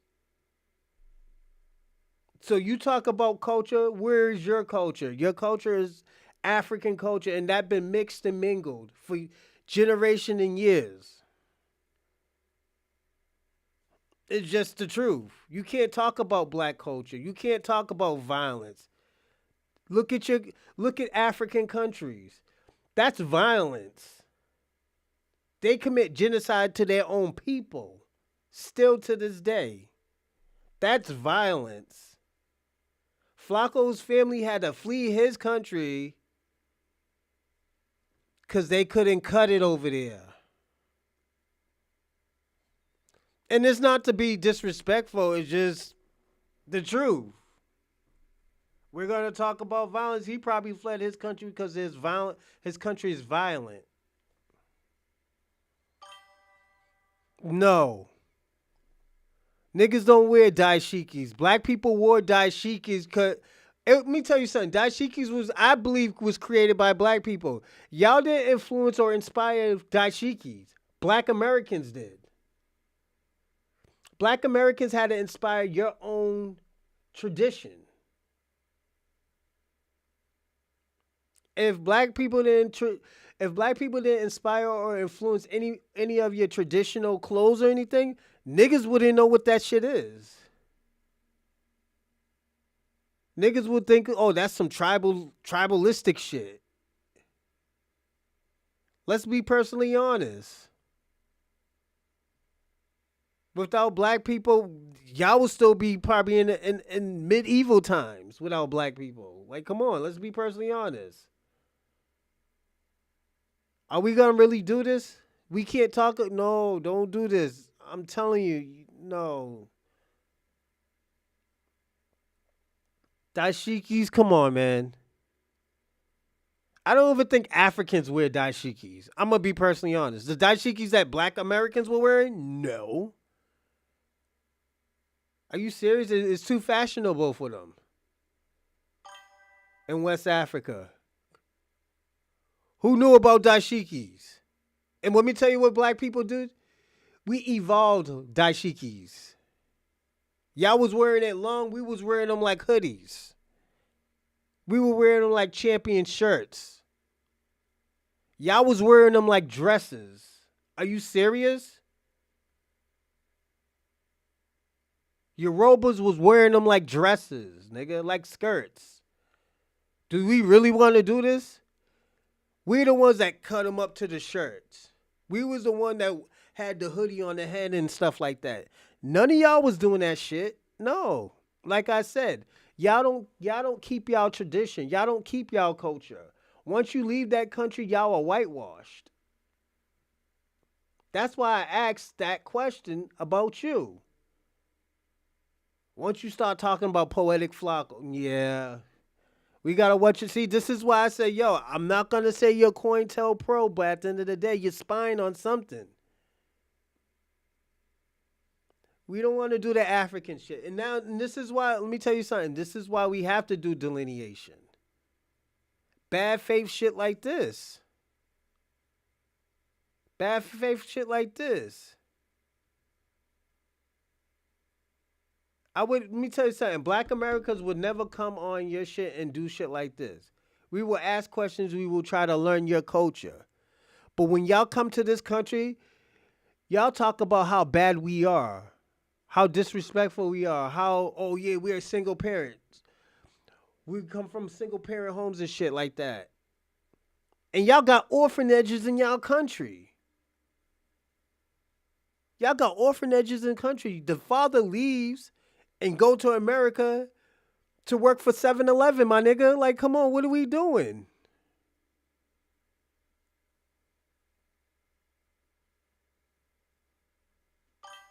J. Cole, come on, my man. We're not doing that. We're not going to keep on doing this. We're not going to keep on doing this. That's cool about J. Cole and stuff like that, but no. All that metaphorical shit, man, if you don't understand it, just stay away from it. Don't say some shit is bad from the culture and it's not even your culture, my nigga. That's like me telling you bushmeat is unhealthy, nigga. You're going to be like, yo, who this nigga is talking about? He never had bushmeat before. Or I say, oh, hyena meat is dirty, nigga. That got diseases in it. Oh, he just don't know how to cook it. You'll say some shit like that. How dare you talk over my cultural foods? Nigga, are you serious? Let's not do that, man. Anyway, let's go back, man, because, yeah, this shit's going left. I mean, the older you get, the faster time seems to go. Yeah. So not really. Yeah. Not really.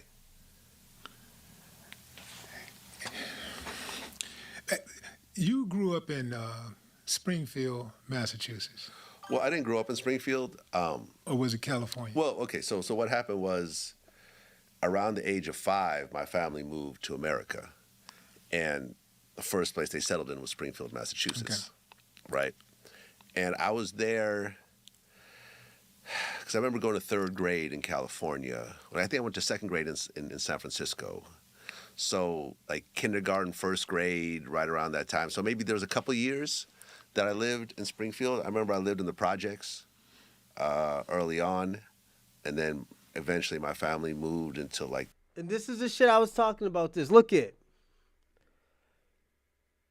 He moved in Springfield, Massachusetts. Now it's all Spanish folks now. I don't know how it was back in those days. Springfield was probably all white people, white and Irish, when he moved there. He felt like he hasn't really been around black people like that. He didn't start being around black people until he got to California. He probably had to. Cause this shit just doesn't make no sense, man. The bottom level of this old woman's home, and then eventually moved to California. And I think right around second grade is where. Hold on, let me give you a second. Jews started talking about black people were saying and Jews should throw stones.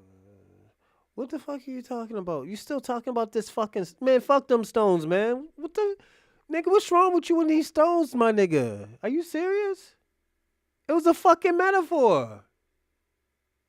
Come on, man. I'm gonna be personally honest. I'm gonna give you the best advice ever, man. I'm gonna give you the best advice. And take this and hold it. Hold this word. Stop being a bitch and grow some balls, man. And I have to say that, man, because at the end of the day, what's going on now? These niggas is about to start talking crazy out here. These niggas is out here verbally attacking people. These people out here giving out false information.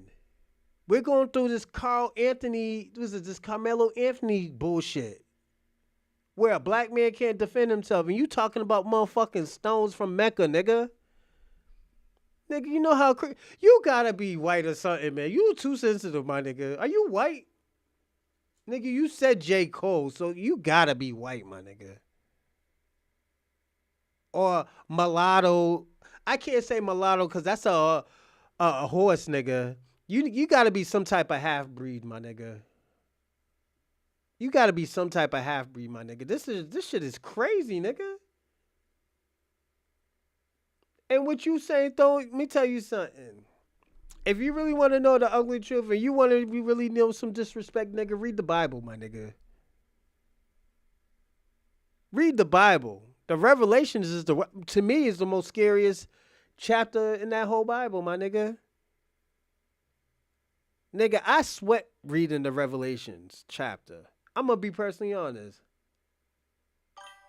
Yeah, he's probably a great interviewer, but at the end of the day, he always screws up.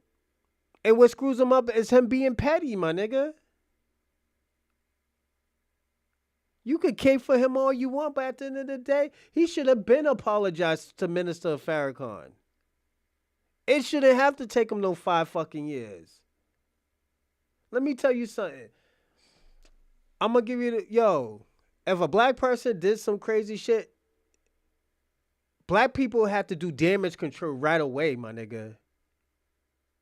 When these other persons say and do some fucked up shit, niggas could wait 5 or 6 years to do some shit. But now, black people been fucking up niggas' money. Niggas been fucking up niggas' votes and everything. Niggas show you who has the real power. Niggas been showing you who has that power. So I'm not gonna feel bad for no fucking Vlad. He should have been apologized. And you caping for him, this is the shit I'm talking about. That's you, bro. Let me tell you something. If y'all scared of these motherfucking Muslims, just say y'all scared of these Muslims. Because let me tell you something, I'm going to be the personally honest. There's more Muslims in this country than Christians. There's going to be more, in the next 20 years, there's going to be more Muslims than Christians and Jewish people. There's going to be more. Yo, because just because you bomb them motherfuckers, you don't think niggas is like, yo, these motherfuckers is evil. That's how they look at Vlad's people. They look at them, the synagogues of fucking Satan. And it's not to be disrespectful, it's just that's how they look at them. No, he's Jewish. No, he's Jewish. He's not a Jew. He's Jewish. Please don't get it right. Politically correct. Remember, he's Jewish. Yes, and he said that. No, Louis Farrakhan doesn't hate Jews because his father's a Jew. His father's Jewish. He's got a white daddy, nigga. See that false information you just put out? And you didn't know his father was Jewish? Yes, look it up, nigga. Yes, look it up. His father's Jewish. And I'm gonna hip you to some other shit. Adolf Hitler, he was Jewish too by his mother. His mother was an Austrian Jew. Yes. Adolf Hitler's mother was an Austrian Jew. Yes, she was. From Austria. Where you think Hitler was from? He wasn't born in Germany. He was born in Austria. So all this shit talking about, oh, he shouldn't have to apologize and shit like that. Nigga, yes, you did. You lost a lot of friends. You lose it. Nigga, let me tell you something. What he did was bad for business. He did shit out of emotion. This is why a lot of people don't fuck with Vlad. This is why Vlad gets into the situations he gets into. Because he does I'm white and I say so shit. That's why, what's his name? Fucking Rick Ross almost packed him down, packed him out. Yes.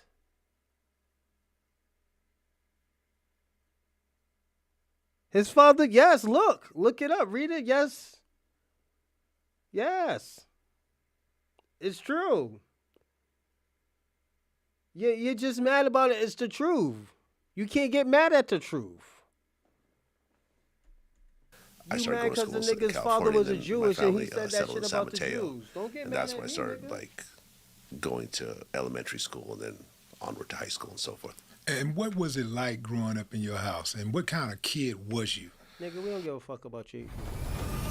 I'm gonna say this, man. Yo, don't get mad at me. Get mad at his father for busting nuts and black women. Nigga, don't get mad at me about that shit, nigga. Niggas don't want to hear that shit. What?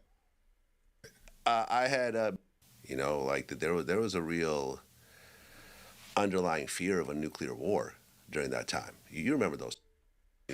Okay. and told him that, lied about who his real dad was and said, oh, you must have had a black relative somewhere in your family we didn't know about. So he grew up thinking he was white when he was really black. And, it was a whole, clusterfuck that he had to, deal with in therapy later on in life. Yeah. But yeah, it was just me and him. And it was a lot of fights, man. You got to think that during that time in the 80s, Russia and America were essentially at war. That there was a real underlying fear of a nuclear war during that time. You remember those times. Mm-hmm. There was like TV shows like The Day After that showed what would happen if there was a nuclear war. Before that there was the the Cuban Missile Crisis, where it was like there was actual nuclear missiles right off the coast of Florida. Like there was times where it was very tense. So I was viewed as very much as an enemy by a lot of kids just because I was named Vlad and I was Russian. And I just remember getting into a lot of fights during that time, having to punch people in the face for saying fucked up shit and, that type of thing just because, and I was the only one. Did it ever cause you to spiral into depression? No, because I think right around that time is when I discovered hip hop. And I kind of fell in love with it early on, and I started to kind of gravitate towards like the black kids and the Filipino kids and the Spanish kids. They were all kind of going through a version of what I was going through themselves. And I think that's what kind of attracted me to the culture and the art form and so forth. And because we were all kind of going through versions of that. I'm not going to say I know what it's like to be black. I don't. You know what I'm saying? But I do know what it's like to be Russian during the Cold War named Vlad. I do know that. And, it's, I think there was a certain bond that kind of happened between us because we were all going through this racist type, bigoted type shit, you know, in an area where it was predominantly white and Asian. Yeah. You've had a lot of controversial figures on your show. Yeah. How much of you know, what we see on Vlad TV is the real deal, and how much of it is, you know, more so for clicks? I think it's mostly the real deal. I mean, yeah, I play certain things up, you know, for the audience, but I think that when you look at the various figures that have large followings on the internet, it's because that's really who they are. They're being themselves. It's hard to find someone who has millions of followers that's like playing a role. I mean, would you agree with me? To an extent, I do agree with you. But it is some suckers out there that's misleading people. Yeah. And they got a lot of followers. Yeah. But when it comes to like you putting people on, you've put a lot of people on. Is there anybody out there that you wish you hadn't put on? Wish you hadn't gave them that big ass platform to amplify their message? I mean, some things that Charleston White has done after our interviews have been pretty repulsive. You know, talking about raping babies and that type of thing, wishing people's kids would die and mothers and fathers would die and so forth. And that's an example of some. Was Jamaican and what? He was Jamaican and what?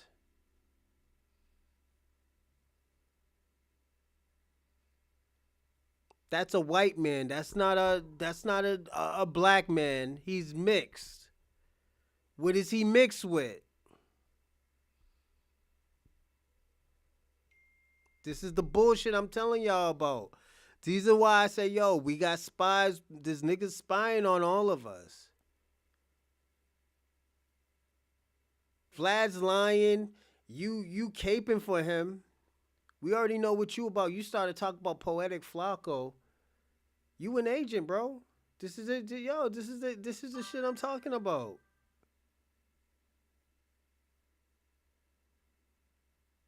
I'm being personally honest. This is true. This is true, my man. Like, yo, salute to you, but yo, you can't be lying about this. We're watching what he said. He already apologized. Look what it said on top. DJ Vlad formally apologized to Minister Farrakhan.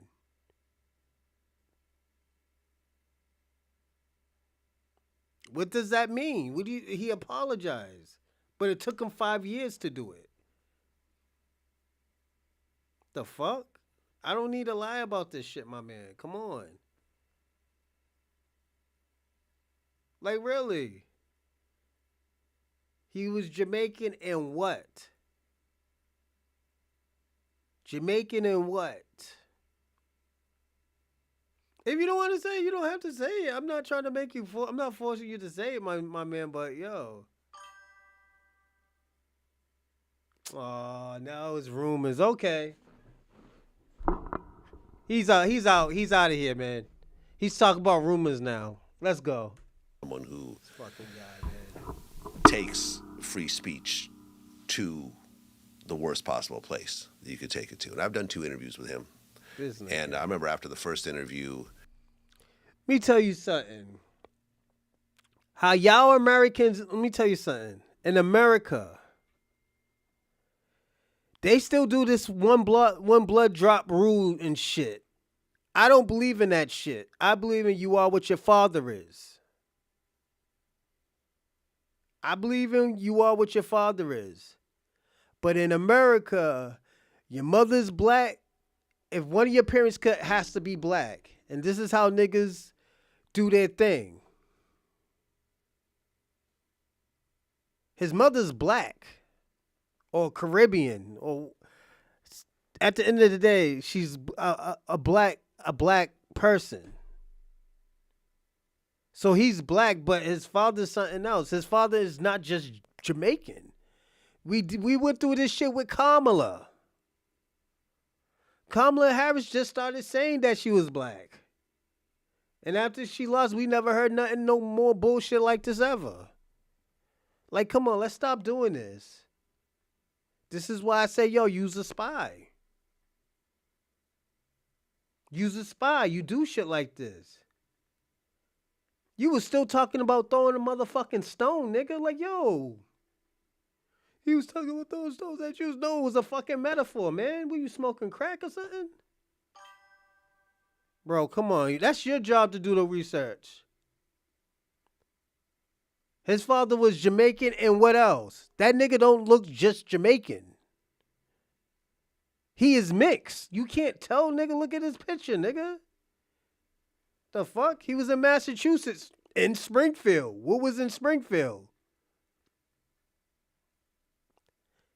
Italians, Polish, and what are Polish people? Jews. At the time, they were Jewish. There was Russians, there was Ukrainians, there was all of that. That's where the mob was. I'm from Boston, I know.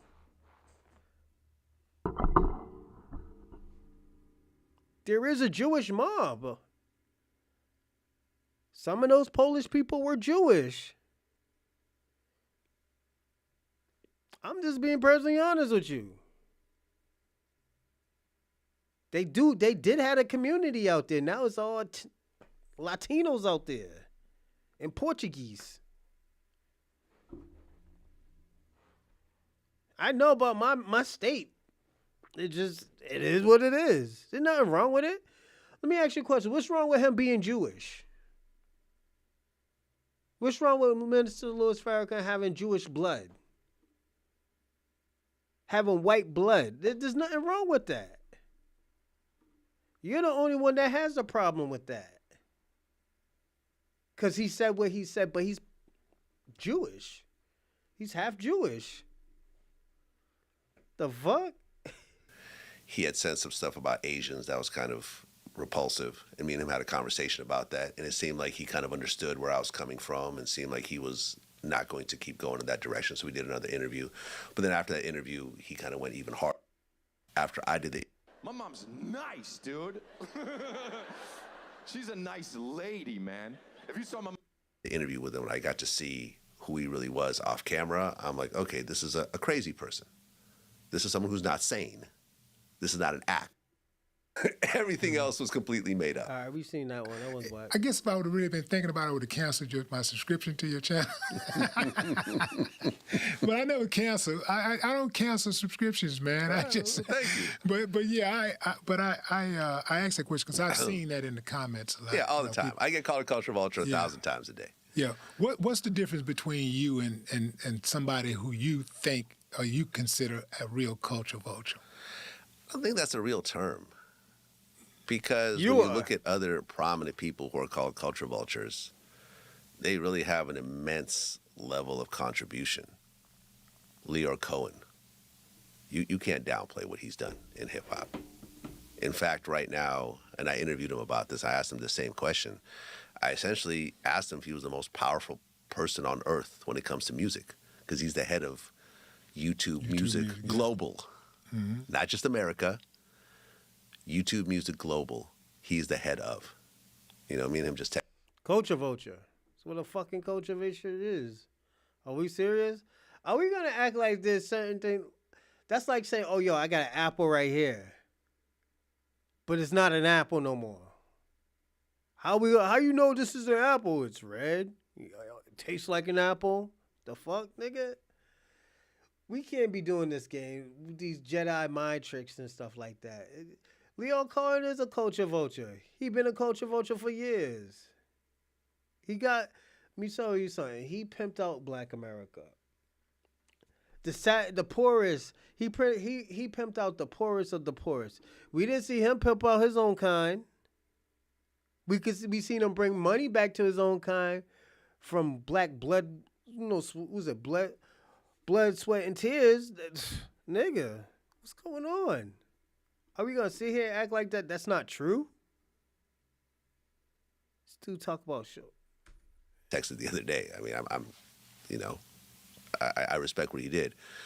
Vlad TV used to be located in SRC Records, which is headed by Steve Rifkin. Another person who's constantly being called a culture vulture. This is the guy that introduced the world to Wu-Tang, Big Pun, Exhibit, 3-6 Mafia, Akon, Melanie Fiona, Asher Roth. But he got paid to do that, though. Mm-hmm. You know what I'm saying? Somebody could easily argue that, he wouldn't have done it. He didn't do it out the goodness of... So Amazonian Mirage, was he protecting his own people? Was Vlad protecting his own people, or was he being truthful? Huh? Was he being truthful? This is what you call protecting your own kind. This is what you call staying on code.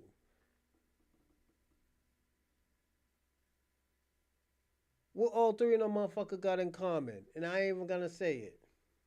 You know what it is. Let's be personally honest about that.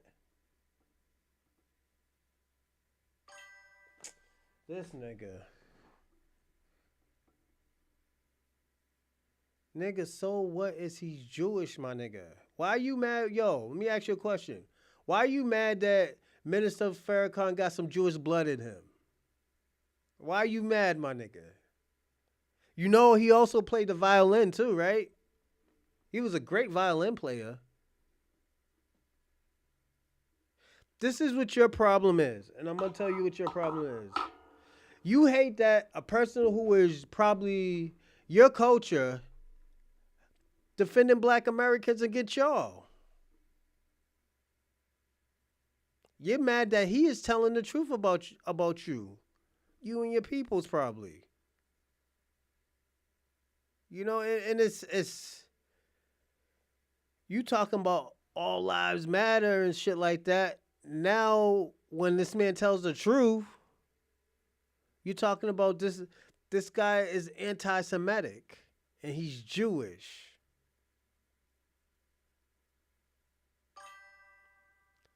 That's your job. My job is to do this reaction video, homie. I looked up one video for you already, and that shit that you did was it was wolf tickets, my nigga. And I'm gonna tell you the truth, it was wolf tickets. It was wolf tickets, my nigga. It was some horse shit. That shit didn't prove anything. It proves that your culture is a liar and can't be trusted. I could tell you that. It tells me that your culture has a false narrative that it always trying to push. Do I have to go on more? Or can we finish the show? Okay, thank you. Goodness of his heart, he did it because he was getting paid, you know? What other music executive hasn't gotten paid? This was his job. Well, we're talking about people that have been... Lil J got paid. But we're talking about people that's being accused of being a culture vulture, though. Well, of course you're going to get paid for putting out products that millions of people are enamored by. But you also got to see, like, people like to say, he got paid off all these artists and, you know, he took advantage of them and put them in bad deals and he made most of the money, blah, blah, blah, blah, blah, blah, blah. Most of these people on this that were on Loud Records or SRC Records all became rich, number one. And you also have to understand, and you don't really get to see this as an outsider, but when it comes to the music industry in general, not just SRC Records, not just Def Jam, any label, and I would say that Rap-A-Lot probably falls in the same category. Yes, you have your superstar artists that break out, but for every one of those, there's 9 artists that the label invests hundreds of thousands of dollars into that end up losing 100% of their money. Am I right? To start a podcast with Riverside, all you need is a That's cap because they figure out a way of getting the money back. It's all about making profits. I don't know if it's 9, but it's up there. It's a big number. Yeah. It's most. It's the majority. Majority of the time when you take a new artist. I'm not talking about... Well, the big labels do. the big labels lose a lot. Like the smaller labels can't afford to lose. They can't have afford, that but many they losses. still lose. But they do. They still lose. Yeah, there are small labels that come out with 1, 2 artists and then they go under. Like they never ever They scratched never the existed. surface. Yeah, exactly. Yeah.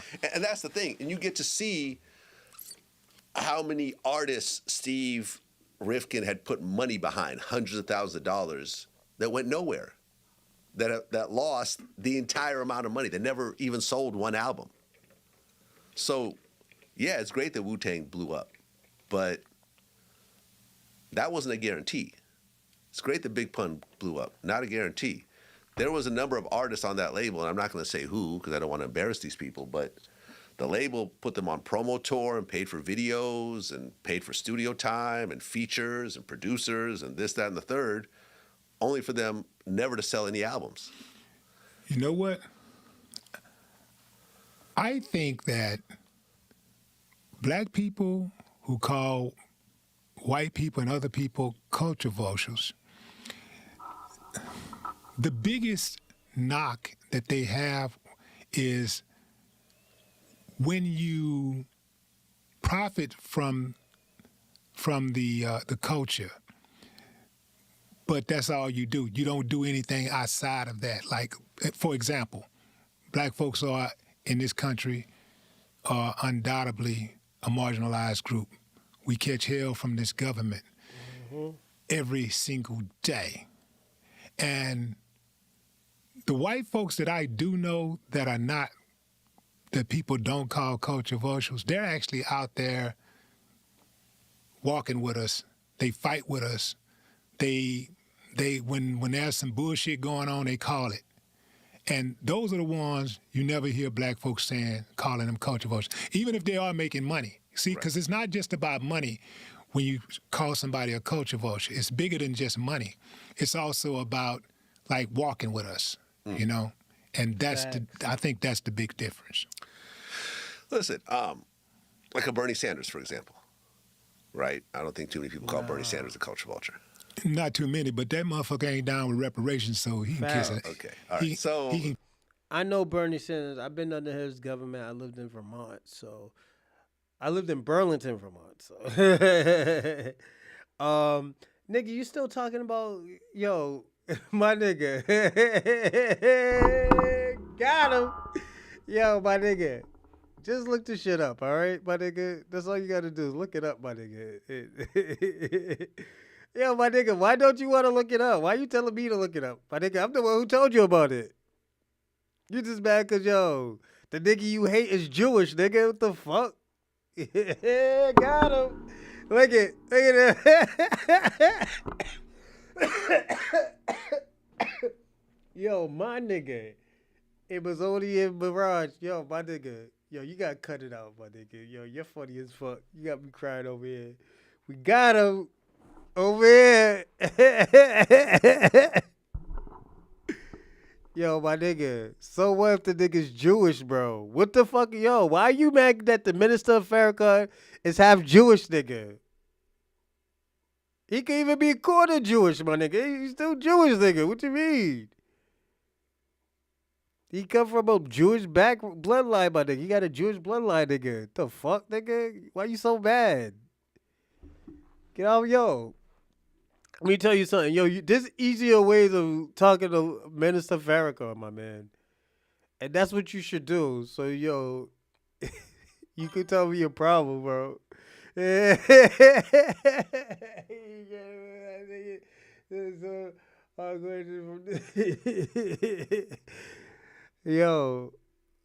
me tell you something, man. I'm just saying, bro. Okay, thank you. At least we could change the question. If his career is going to keep going stable for falling off, I don't know. I don't think let me tell you something. And I'm going to be personally honest. Vlad isn't hip-hop no more. Vlad hasn't been hip-hop in like probably 15 years. I'm going to be personally honest. He just talks about dumb shit. He don't talk about niggas' record and how did he make some type of record? The nigga talk about the monkey shit, nigga. I'm being personally young. He talk about the monkey see, monkey do shit. It is what it is, but that's what he talk about. What hip hop does he talk about? You just have hip hop artists that are gang members on there. Like this person, to be honest, he don't talk about hip hop shit. He hasn't talked about that shit in like 15 years. Really, me tell you something, and he'll probably agree with me. Vlad gets money off of bullshit. He don't just talk to hip hop. He's a journalist. He's a journalist. He talks about he wants to hear the dumb shit. He always wanted to hear the dumb shit. He always wanted to hear the bullshit. He always wanted to talk about, oh, yo, I heard you shot somebody. Can you tell me how it went down since it was self-defense? Look what he did to the dude from the Dougie team. The dude killed somebody. The nigga was crying on there. The nigga was still rolling. Didn't even cut the scene. Didn't know that the nigga got trauma from killing somebody, self-defense, and Vlad made money off of it. Vlad made money off of it. This man that you praise made money off of somebody who's trauma, who killed somebody. That sounds like a culture vulture to me, man. So who would be an example of a white guy who's not a culture vulture? Paul Wall. Easy. Paul Wall is my brother. Easy. Like right. Paul Wall, Paul Wall gonna walk with us. You can call Paul Wall, and if there's something that's going on in the community, Paul gonna be there. Yep. Like if he can be there, he will be there, and he is consistent. He don't do it for points. Yep. He is really passionate about it. Okay. So, yeah. Look, because he's from the trenches. He see, this is the hard question that he's asking, and Vlad can't answer it. Vlad's talking from a white man's point of view. And there's nothing wrong with it. You can have that white man's point of view, but at the end of the day, it's just not going to connect. You just look like a culture vulture. You know? Sugarcoated. It's not like I walk with certain groups and not with others. I'm just not a person who engages in that a lot, period. So I'm not going to say, well, I refuse to do it, but I will walk with the Jewish community and so forth. I don't walk with the Jewish community either. You know what I'm saying? Well, do you walk? No, I'm not really a walker. You don't like walk that. at all. I'm just not a walker. So I'm not going to sit there and lie about all the stuff I did that you may not know about that I'm just making up at the time. Yeah. No, that's just not my personality. This comes down to being who you are. Now, I did, Vlad TV did contribute to the NAACP during the whole George Floyd that's big. Situation. People bashed me for that. They were saying, oh, you should have donated Black Lives Matter. Then you see how Black Lives Matter ultimately turned out, with the buying themselves houses and paying themselves huge fees and so forth. And I have, I publicly supported Kamala Harris. I voted for Kamala Harris. It's a white woman. Publicly put out my support. That's the Minister of Farrakhan's cousin. For her, I was anti-Trump. We pushed the George Floyd situation in interviews. I've let I think that as a whole, I think my voice and my stances and what I've talked to my guests about over the years is monkey shit. It doesn't talk about hip-hop at all. It just has hip-hop artists talking about trauma. I know what I'm talking about, my man. Really? Nigga has, what is it, 1090 Jakes on it. The fuck? Like, yo, it has, what is it? It has lawyers on it. Yo, it's, like, my nigga, it is what it is. Like, yo, why are you mad? Like, yo, nigga, Vlad is not hip-hop, bro. Vlad hasn't been hip-hop in, like, 15 years. I'm just being personally honest. He hasn't been hip-hop in years. He's just into the messy shit. Like, look at this interview. They barely talk about hip-hop. He's a journalist. The fuck?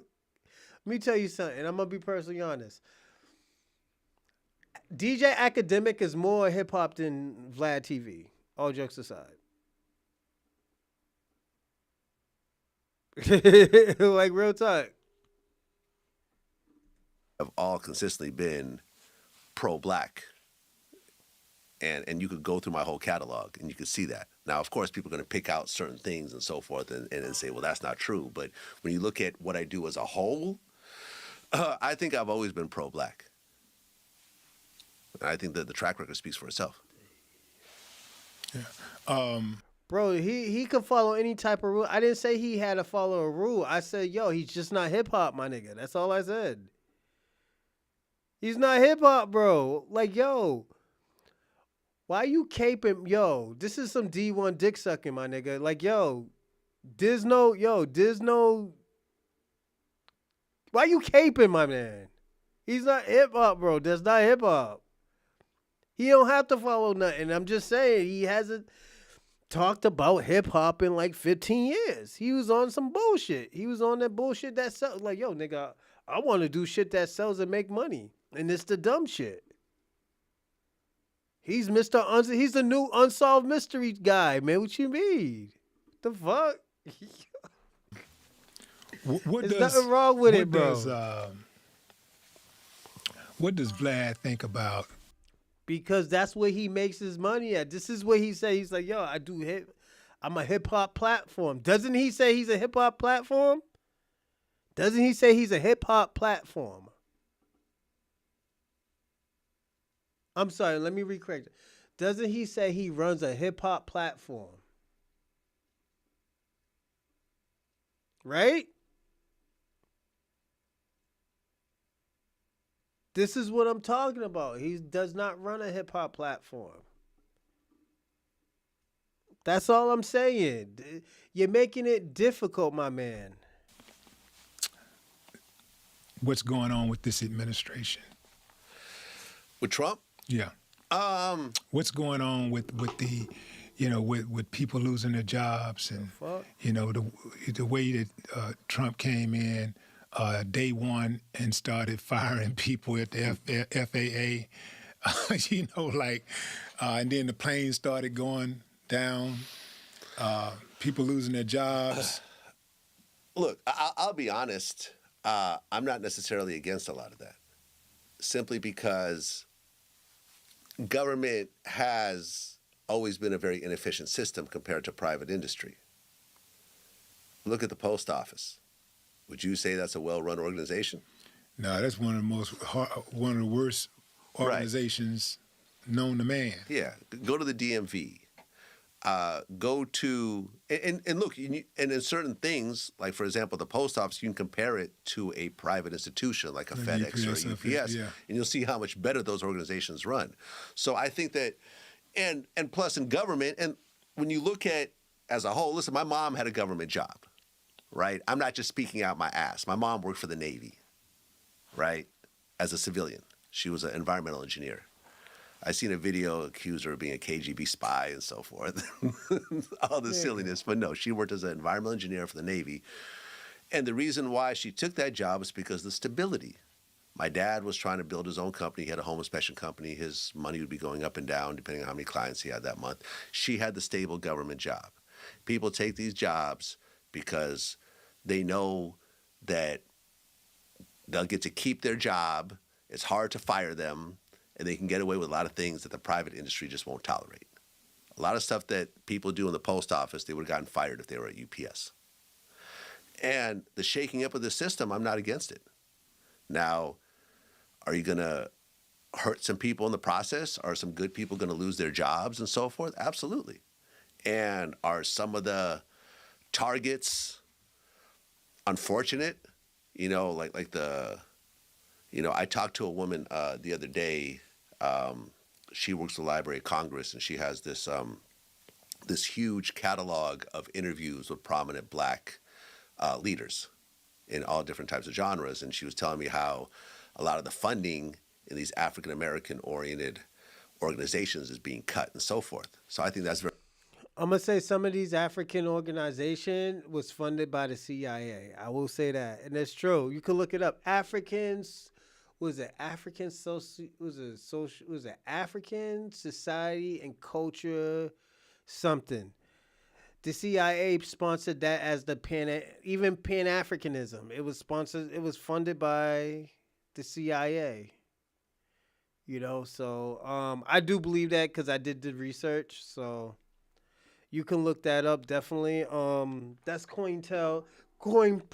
Was it CointelPro?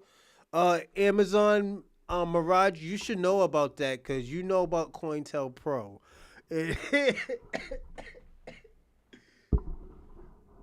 We don't use a spy, so we got to throw that out there and let everybody know. Yeah, you're probably part of CointelPro. It's cool, I don't mind, but very unfortunate because in the process you're going to lose important cultural things. But as a whole, I feel like the shakeup needs to happen. So I'm not totally mad, with the whole Doge thing. Like me and Vivek are supposed to do another interview. Elon Musk is involved in the Doge thing as well. Like, I think that some of this stuff is really going to improve the overall. Oh, that's Abu's cousin, Vivek. Abu from The Simpsons, my nigga. He looks like, he really does look like that nigga's cousin. So, is this all going? What file? I don't got enough room for a file, my nigga. I don't even know what you talking about. My nigga, if you Cointel, nigga, it's all right. I don't give a fuck. It's cool, bro. If you spy, my nigga, it's all right, my nigga. We saw all the D-sucking you've been doing for Vlad TV lately, bro. It's like, we've been on for 226. And all that D-sucking you've been doing for Vlad, man, is ridiculous, bro. That's some, like, Division 1 shit, right? You doing, my nigga. And we know Vlad's a culture vulture, and you just don't want to say he's a culture vulture. Like, I get it, my nigga. You're probably a fan of him, but at the end of the day, right is right, wrong is wrong. Let me tell you something. I like Bill Russell, but at the end of the day, there's some shit that he has done wrong, A lot of crime related. Yes, but he was a hip hop platform. It was hip hop platform, as he said. He said it, nigga. Like, nigga, you still arguing over some shit that Vlad said, my nigga. You're a D1 dick sucker. You should know that what Vlad said that shit, my nigga. Like, let's personally be honest. If he wants to do hip hop, it is hip hop. Some of that hip hop DX shit, it's just be on some monkey shit, my nigga. They all journalists now. Like, let's personally be honest. Like, I don't have a problem with it, my nigga. You're the only one who has the problem. You want this nigga to be the greatest fucking hip-hop journalist of all time. No, nigga, he's not. He hasn't done hip-hop, like, worry about hip-hop shit in, like, a very long time. He worries about the spicy shit. Let me tell you something. He's the Jason Lee of fucking, the hip-hop platform. He does Jason Lee shit. I'm just being personally honest. Shout out to Jason Lee. Jason Lee's that's that dude. But, this is why I say, Willie D's interview is great, but at the end of the day, he does tone it down on the fireness. Hip hop is so who wants to nigga. Music is music, my nigga. At the end of the day, some's gonna be good, some's gonna be bad. Nowadays it's a hit and miss. You might be a Drake fan. With me, Drake is a hit and miss. He might have a great album, but at the end of the day, is some shit that you would play for some bitches or some shit. It's not like on some, I gotta drop some Drake music in my car, my nigga. No, nigga. You ain't dropping that light skin and bullshit in my car, my nigga. I'd rather listen to some country shit before I listen to that shit. And the thing about it is just, nigga, it's just not my thing. We can't just keep on doing this, all right? Overall government system after the dust settles. But in the process, it's going to be ugly. But in any sort of real change, you're going to have a lot of people hurt in the process. And a lot of people are going to be unhappy because they've been able to, keep things well for themselves because of the status quo. But ultimately, life evolves. Things change. Vlad, the dude named a government organization after a cryptocurrency. Right. Department of Government Efficiency. Yo, what the fuck is wrong with Vlad? Doge. Not Doge. Not that don't sound suspicious. Just calling it that already. It sounds like they're playing in our face. Okay, so Hey, yo, Amazonian Mirage. What is about Dodge, man? I mean Doge, because I know you're part of that group, the CIA group, and the secret society group. So why are they cutting all these taxes and stuff and like stealing money? We need to know why is Trump doing what he's doing? If I voted for Trump, no, but I know you didn't say that, but I didn't vote for Trump. I didn't vote for Kamala, but I didn't care who won because you know why? Black people would be fine. We made it through the Great Depression with money. Y'all was the only niggas who didn't make it without no money, but I'm just saying. Was it always smiling? Got it back for short dress. I forgot his name. Hold on. Who's this guy? Who's that dude? Has a good hip hop show. Always smiling. Got a bag. Big four. Is that?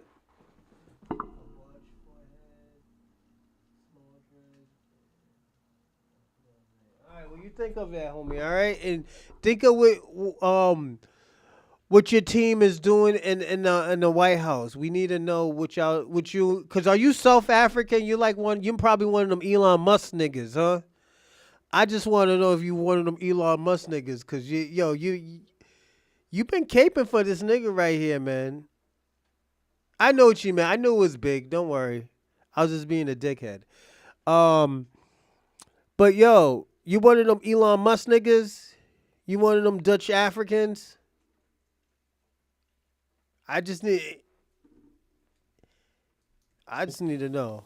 Here's what happens.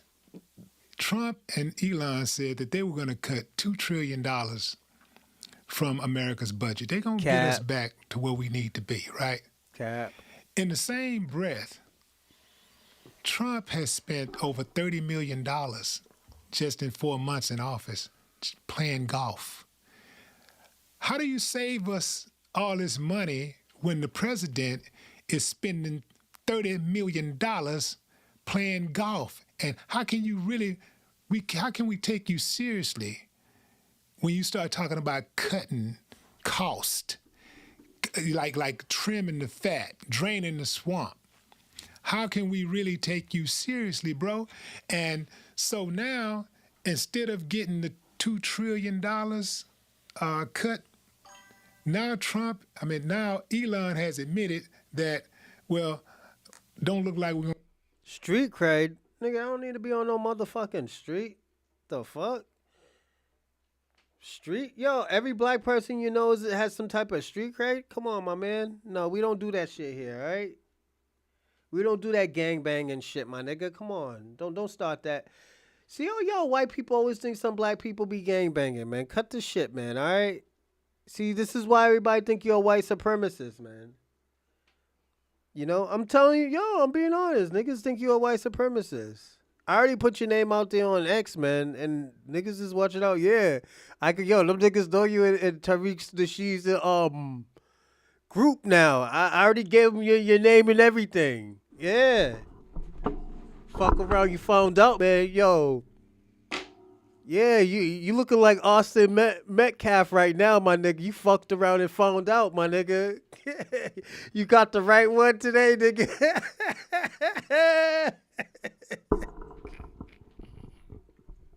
Yeah, I'm not laughing at the niggas dead, but yeah, you snitching on me. Yeah, the FBA niggas got you now, nigga. The FBA niggas got you, nigga. We getting reparation, nigga. Nigga, you about to get beat like an old Virginia. Don't go in those. Yo, I'm telling you, don't go in those lines, man. You go over there, them niggas are good. Yo, it's like, yo, whoop-de-whoop was over here and here. Yo, I know you try to delete the messages, but don't worry. We got them on the live. We got them on the live today, my nigga. Yeah, we got you, homie. You don't see the motherfucking flag up there, bro? You try to do that COINTELPRO shit and you didn't see my flag, nigga? That's a black American fucking heritage flag, nigga. What the fuck? You out here doing that tether shit, nigga. Yeah, we got you now, man. Why you think we said we got him? We got him today. Yeah, I got you, nigga. What the fuck? We got you on them Twitter streets, nigga. You thought I was joking? Yo, and then after I get off of this, bro, then after that, we get off of this, we going over there, we go, I'm saying your name and everything. I'm saying all your name. Yeah. White supremacists over here. Oh, shit. What's that? Hey, tough dude. They need some good hip-hop songs out here. I've been listening to Big X, The Plug from Texas. That shit is lit. I've been listening to all his albums. Also listen to Meet the Six. That's my shit. It reminds me of I don't know why, it reminds me of some Pimp C. I don't know why it reminds me of it, but it reminds me of some Pimp C music. It's probably because of his sampling. His sampling reminds me of Pimp C. So yeah, fucks with that. I still been on the GNX. But other than that, I be listening to like some other some little bit of Future, a little bit of Kendrick, Rick Ross, Jay-Z. Well, you ain't from the East. I'm from Jamaica Plain, Massachusetts, homie. It's just my family's from the South. I'm a second generation from the East, but my family's from the South. What else? Like if you want East Coast, like it's so hard because they don't really come out with consistent music. Like I try to listen to the Jim Jones. There was a few good songs on there. He was doing the White Line sampling. White line, make you feel alright. Something like a phenomenon. He used that sample. He had a few hits off of it, but it wasn't all that good. It wasn't like capo music, so yeah, East Coast ain't really popping like that right now.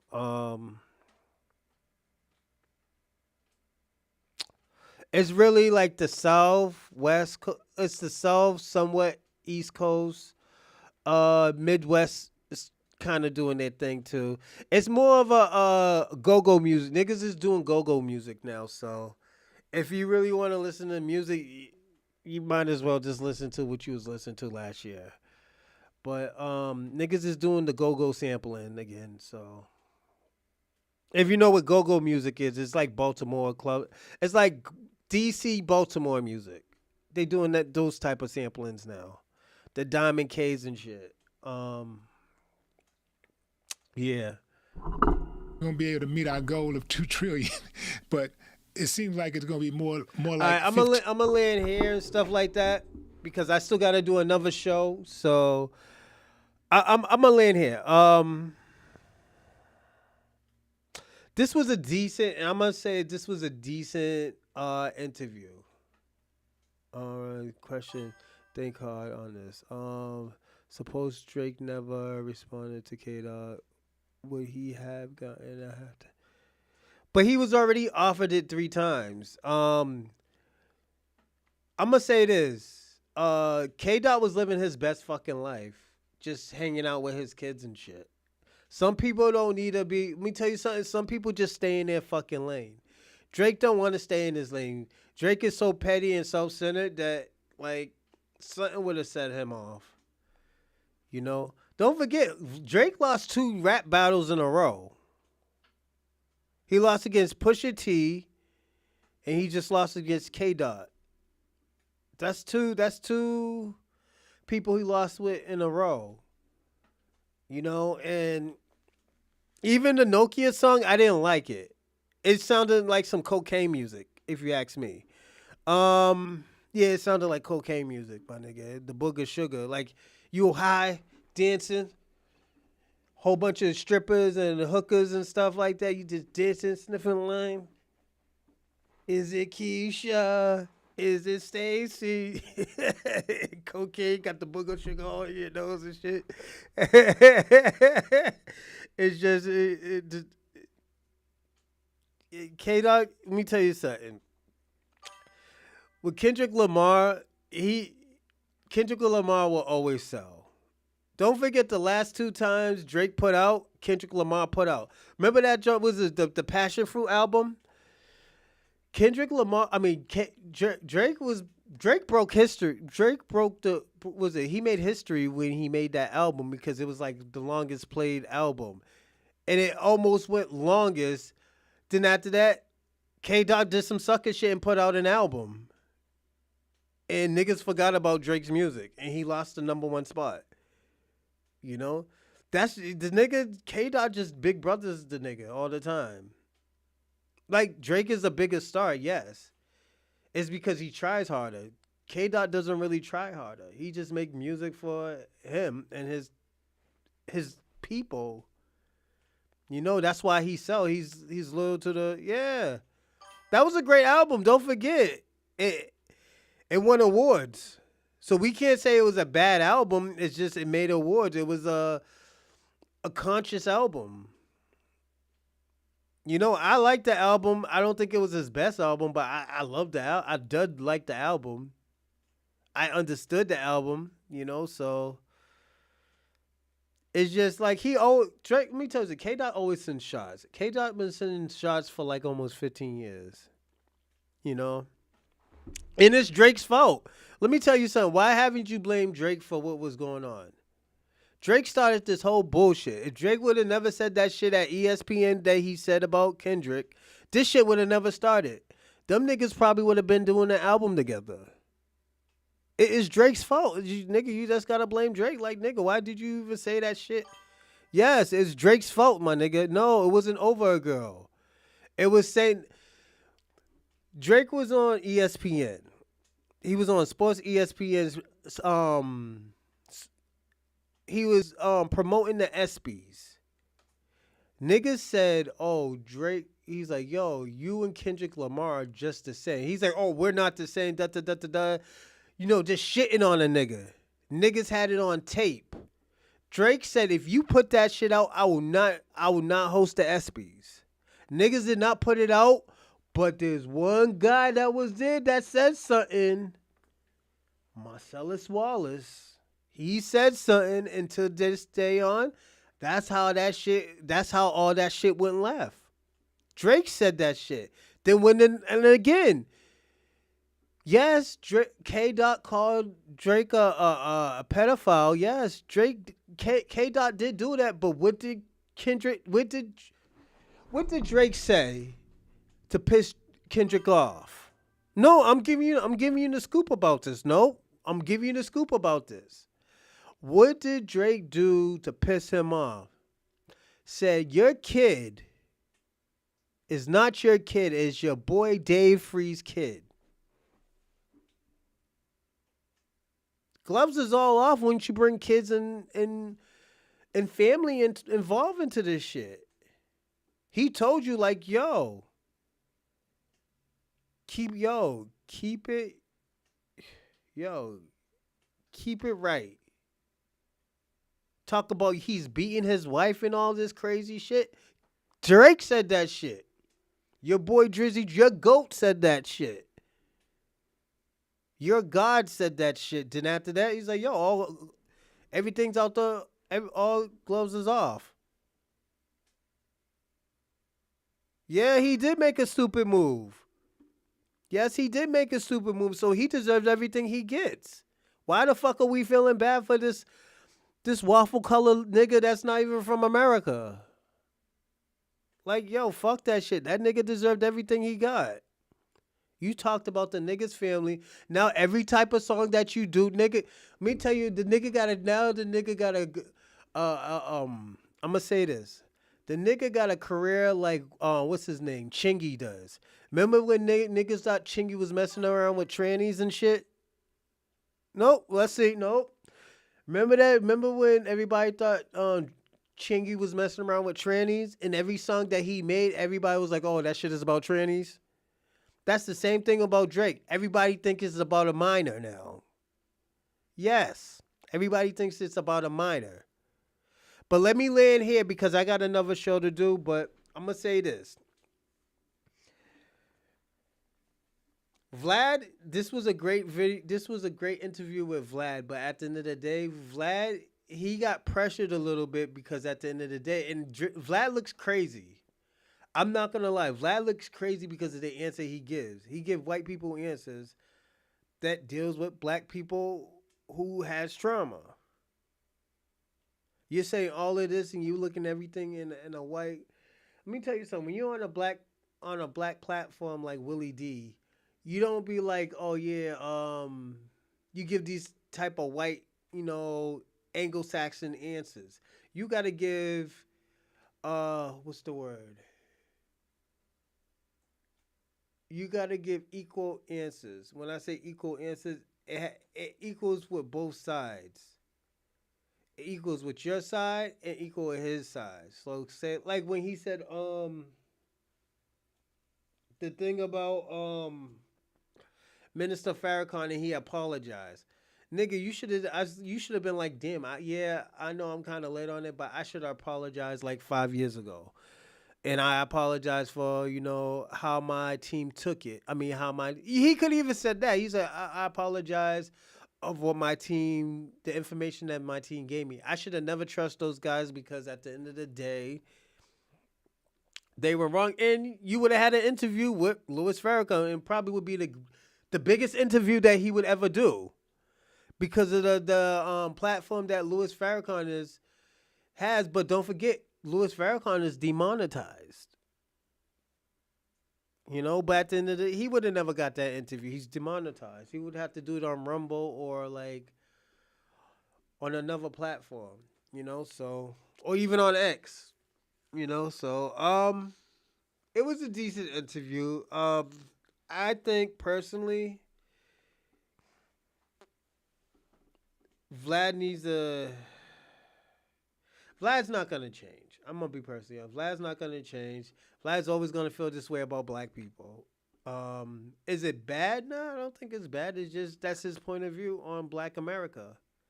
He don't see Black America of what it is. He sees it from far away. But other than that, everybody, y'all take care. Y'all have a great night. I'm glad y'all watched the show, and I have another show coming up in probably 20 minutes. So.